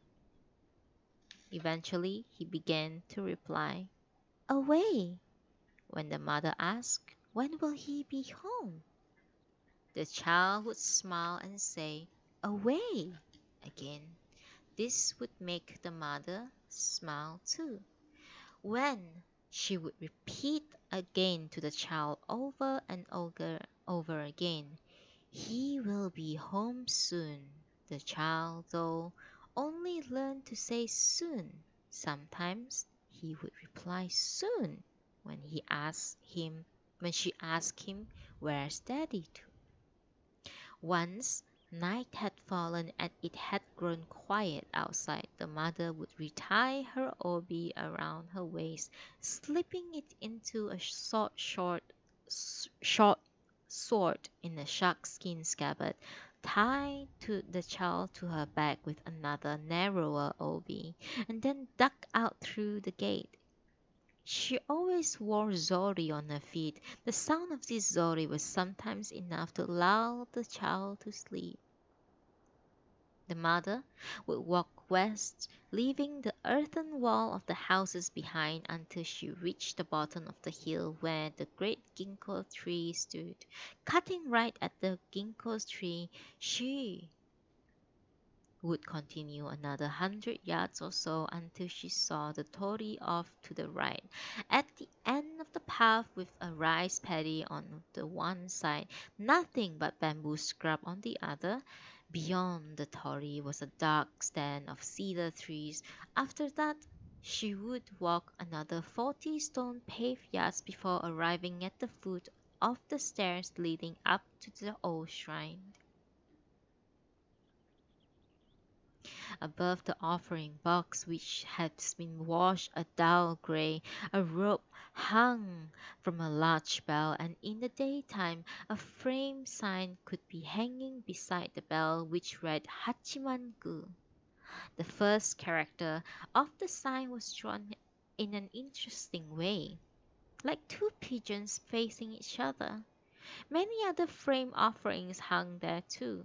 Many were gold-papered kinteki accompanied by the names of the warriors that had shot an arrow through them. Here and there a sword had been offered up as well. Past the torii gate there were always owls hooting in the branches of the cedars. The mother, the mother's rhapsody slept wetly on the ground. Once they reached the temple and the sound stopped, the mother would first ring the bell, then immediately drop to a crouch and bring her hands together. The owls usually fell silent at this point. The mother would then pray fiercely for the safety of her husband. Her husband, she reasoned, was a samurai, while Hachiman was the god of bow. Surely prayers as fervent as hers would not go entirely unheard. The child would often wake at the sound of the bell and, scared by the surrounding darkness, burst into tears on the mother's back. At such times the mother would not stop mumbling her prayers, but she would jolt the child gently on her back soothingly. Sometimes this was enough to stop the child crying. Sometimes it just made things worse. Either way, the mother did not rise from her crouch lightly. Once she had made all the prayers for her husband's safety that she could, the mother would loosen the narrow obi around her back and bring the child around to her front, holding him in her arms as she climbed the stairs to the shrine proper. "Be good now," she say, rubbing her cheeks close against his. "I won't be long." Then she would slip the narrow obi off entirely, tie one end around the child, and loop the other through the railing of the shrine's porch. This done, she would descend staircase again to begin the task of threading back and forth across the 40 yards of paved stone 100 times to seal her petition. Left tied to the temple, the child would crawl about its broad porch in the darkness as far as the obi would allow. Nights like this were a great relief to the mother, when the tied-up child cried and wept, and on the other hand she would be driven to distraction.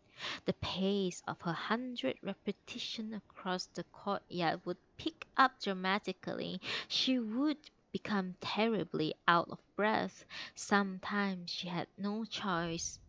No option but to interrupt her pacing, to climb the stairs to the shrine proper, soothe the child in any way she could, and then begin her 100th repetition again.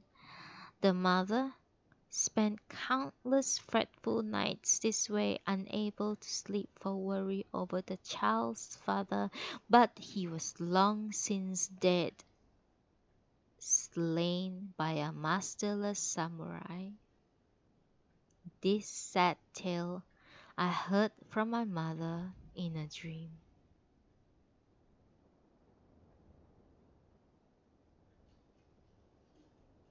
That is the end of the ninth night.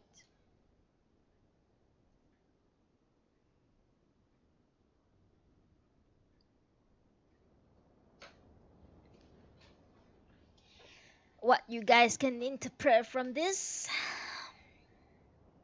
I hope it's something positive. Wine. Well, to me, it just means that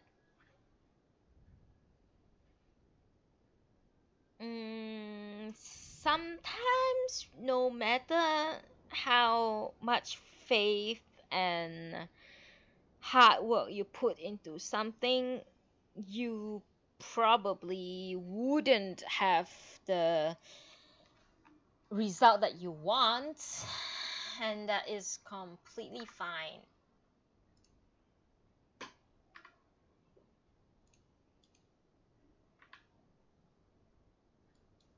You just need to accept life as it is. Life is unfair, and that's just how it is. There's nothing we can do about it. Alright, with that, we are going to read the 10th night, which is the last story of today's book. And then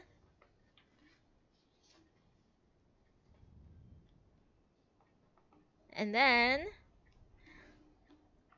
we are going to start the ever demanded Kokoro by Wine on Wednesday morning. And if anyone dies or some depressing theme that comes up in Kokoro, then we all will call Wine out together, all of us together. Anyway, the 10th night. The series finishes with the uneasy comedy of the 10th story, which, read carefully, contains no indication that it is a dream at all. Shotaro had come home in the evening, 7 days after the woman took him away, and immediately gone to bed with a fever. Or so I heard from Ken, who had visited to give me the news. Shotaro was the best looking man in the neighborhood, and impeccably honest and upright to the boot. He had just one vice. When evening fell, he would put on his Panama hat, seat himself outside the fruit shop, and gaze at the faces of the women passing by. He always found much to admire in them. Outside of this hobby, he had no particular quirks worth mentioning. The women were scarce. He would give up on the foot traffic and look at fruits instead. All kinds of fruits were there: peaches, apples, loquats, bananas, all neatly arranged in 2 rows of baskets ready to be used as visiting gifts. Beautiful, Shotaro would murmur, gazing at the baskets. If I were to go into business, it would have to be a fruit shop. Not, of course, that he ever did anything but loaf around in his Panama hat. Such a pretty color, he might say, admiring example some Natsumikan.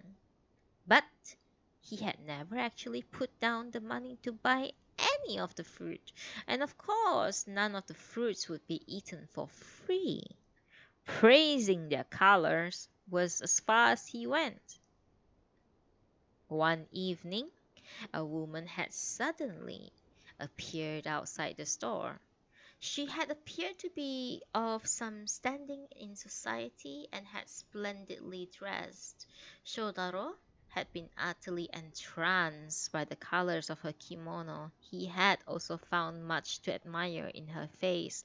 Doffing off his Panama hat, he had greeted her cordially. She had responded by pointing at the largest basket of fruit, saying, "That one, please."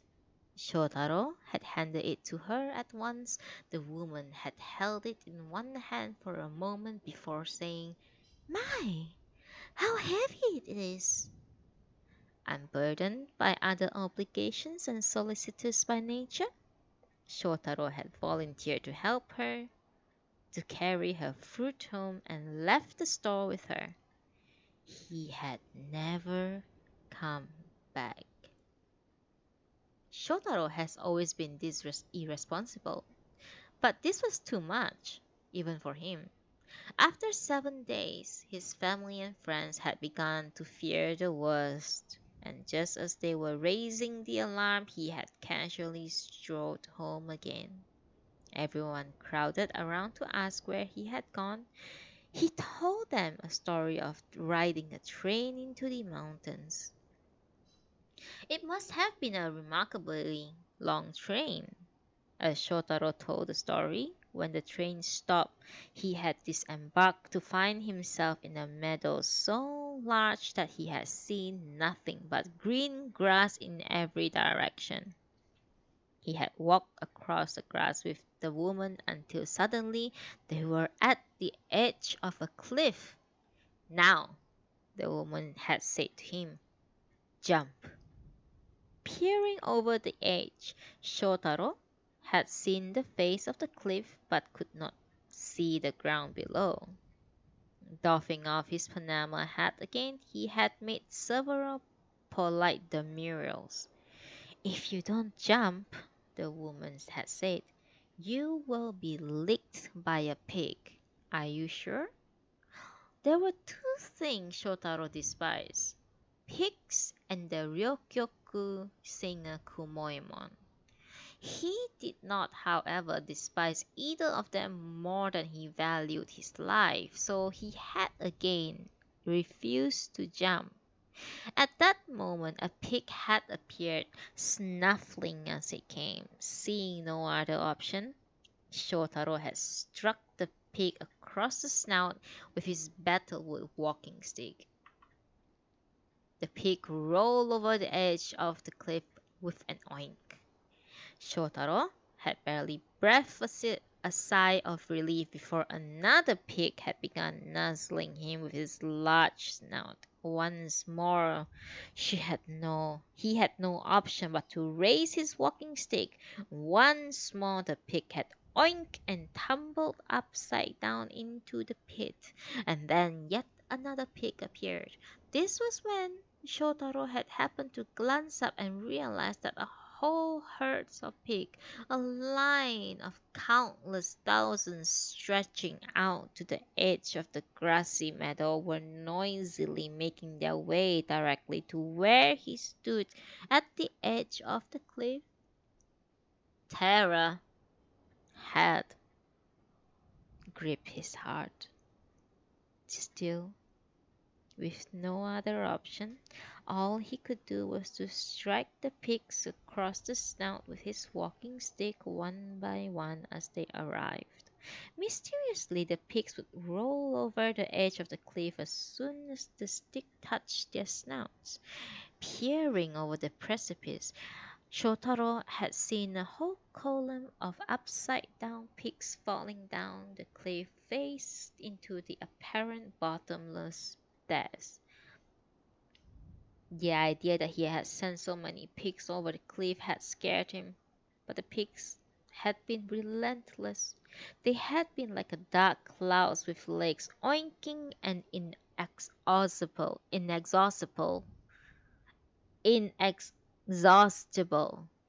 as they trampled the fresh green grass. Shotaro had put up a heroic fight, beating pigs across the snout for 6 nights and 7 days. Eventually, however, his energy dwindled, his hands became weak as konnyaku jelly, and finally he had been licked by a pig. With that, he had collapsed at the edge of the cliff. So you see, too much girl watching can be bad for you, Ken said as he concluded his story. I had to agree. But Ken had also been talking about how he wanted Shotaro's Panama's hat. Shotaro was doomed. The Panama was as good as Ken's. And that is all for today's 10 Nights Dreaming. Thank you for listening. It still took 2.5 hours because we had some tarot card reading in between.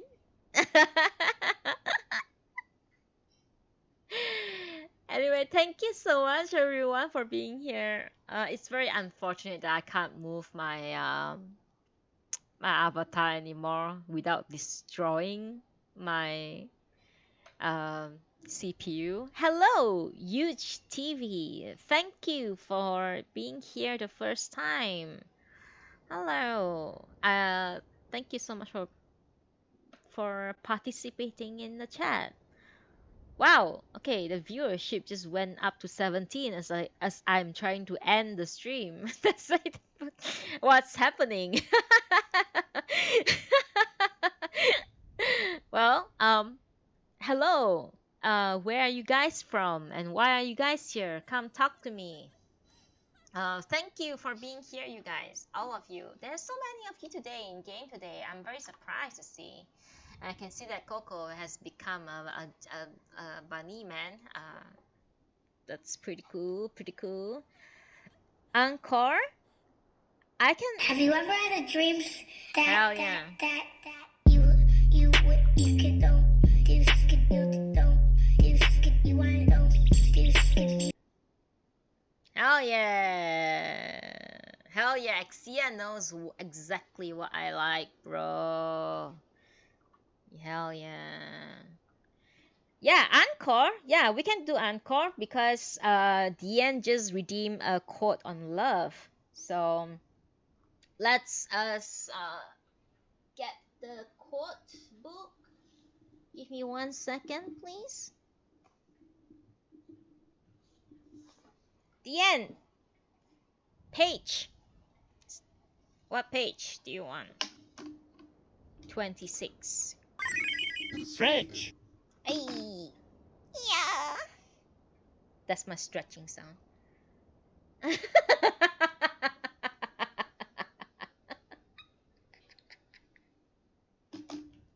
26. All right.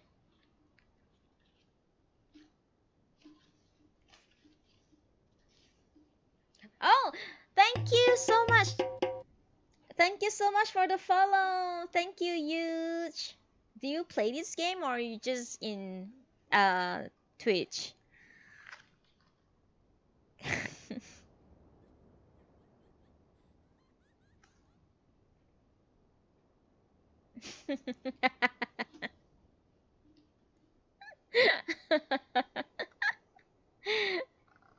Thank you for the follow. I really appreciate it. I mean, I can still stay here to chat with you guys for a bit. You guys can claim more. You guys can claim more tarot card reading, or you saw my party finder. Cool. Thank you so much. Thank you. So it works. Hell yeah. All right. Let's see. Page 26. Love quote for the end. Here it goes.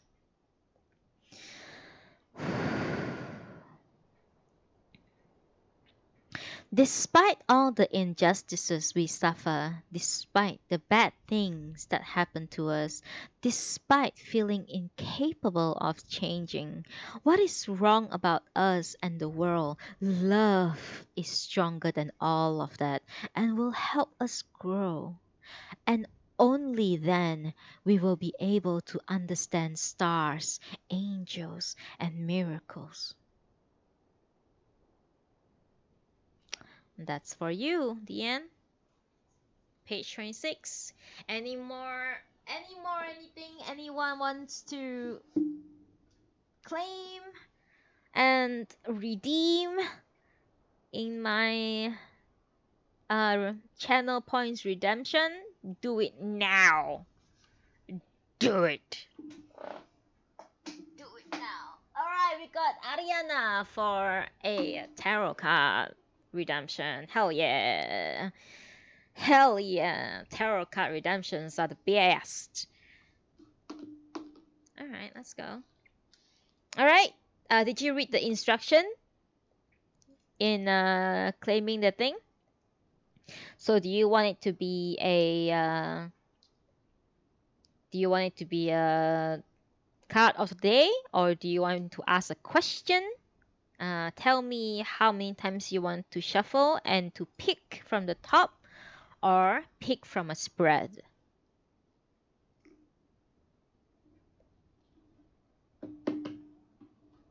Hell yeah.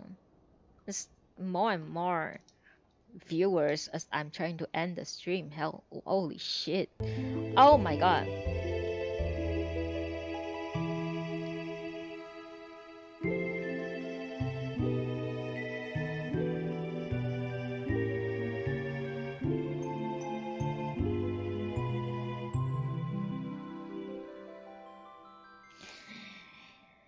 Thank you so much, Twisty. Thank you. Thank you. You are too kind. You are way too kind. And everyone who got the gift are like everyone who comes over here in game and in stream all the time. They are all so randomly picked, but also so perfectly tipped. Thank you so much, Twisty. Thank you.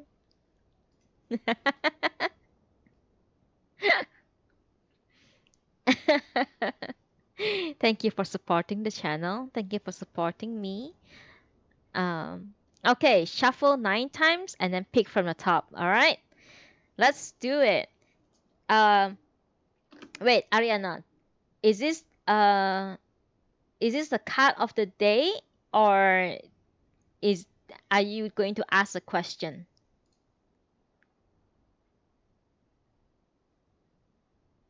Now everyone has emotes.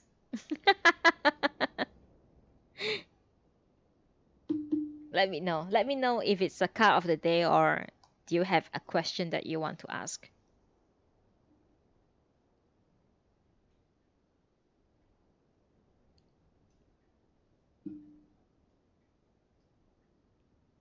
Okay, card of the day.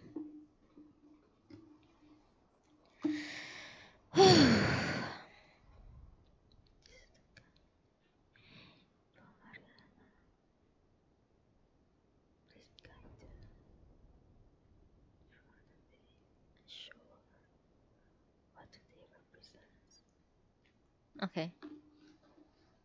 9 times from the top. 1, 2, 3, 4, 5, 6, 7, 8, 9.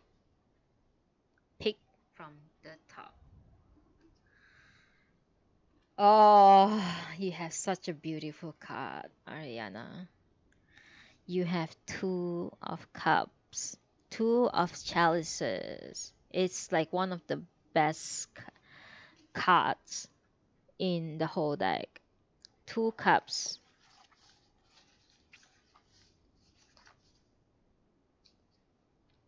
Keywords.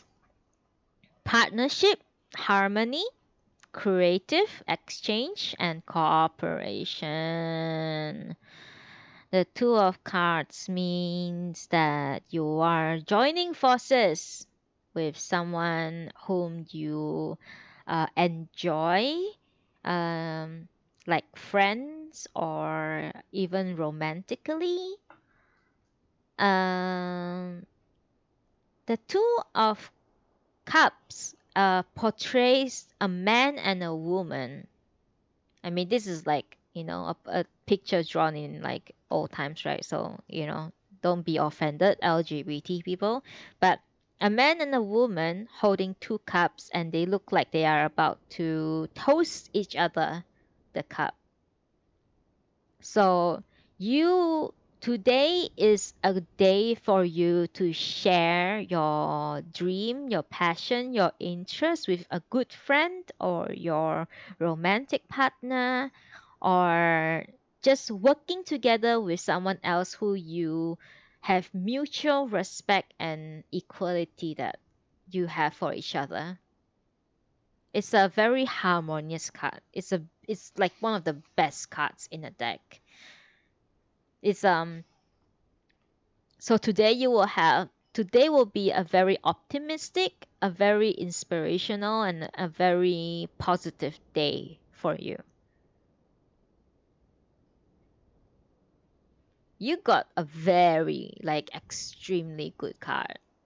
Yeah, Ariana.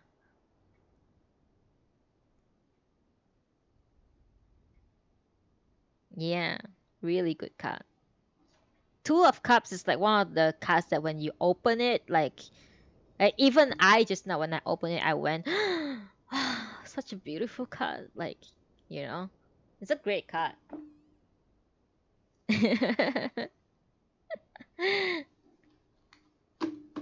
Anyone else? Yeah, just boost your confidence to 100. Hell yeah! That's why I do. Like that's why I told you. I No matter like even if you get like the devil card just now, yeah, I can still turn it into a positive card for you. That's how I read tarot. You are most welcome. You redeem it with your points that you hardworkingly get from watching my channel. And for that, I appreciate all of you for being here in my channel. Really. Yeah. Oh my god, that's a weird person over there. That's alright.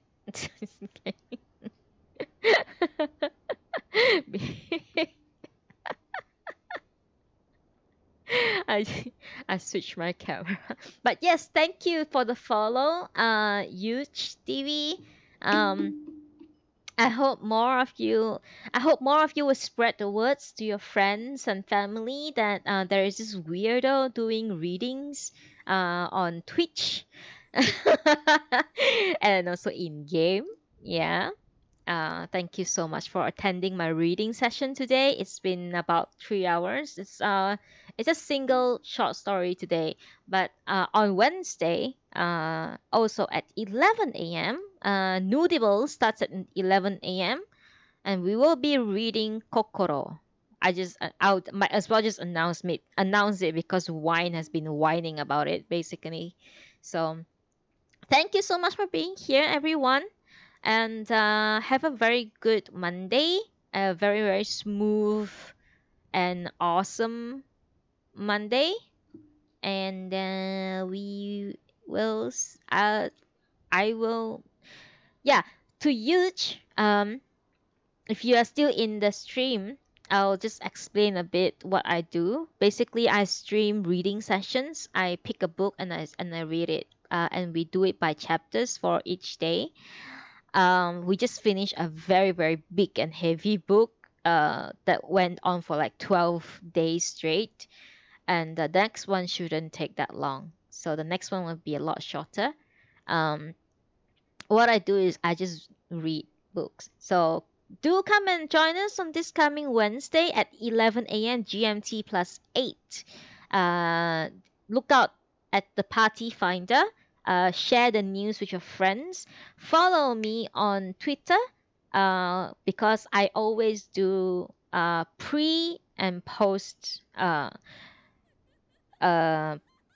Twitter posts for to announce things when's the next nudables and all that.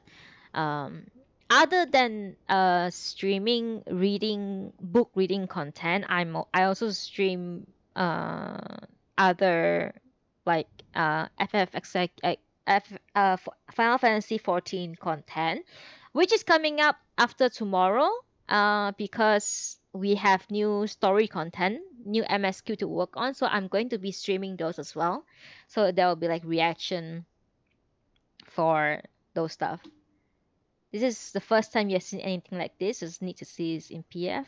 Thank you so much. Yeah, I've been told that it's quite an original idea, and I'm very glad to be doing this. I love to read, and I love to read to people who like to listen to my reading. And this has been a very great adventure for me. So I have to thank all of you for being here once again, in game and also in my uh, channel. So thank you once again. And thank you, Twisty, for once again gifting so many subs to people. Thank you, thank you, thank you. And now everyone can spam their emotes. And yeah, um, I'll see you guys on Wednesday. But no, actually, I'll be here later. Again, I'll be streaming later because I'm doing a very fucking late re-clear for P1S and P2S. So I'll be back after lunch. All right. See you guys and have a very great Monday. Bye bye.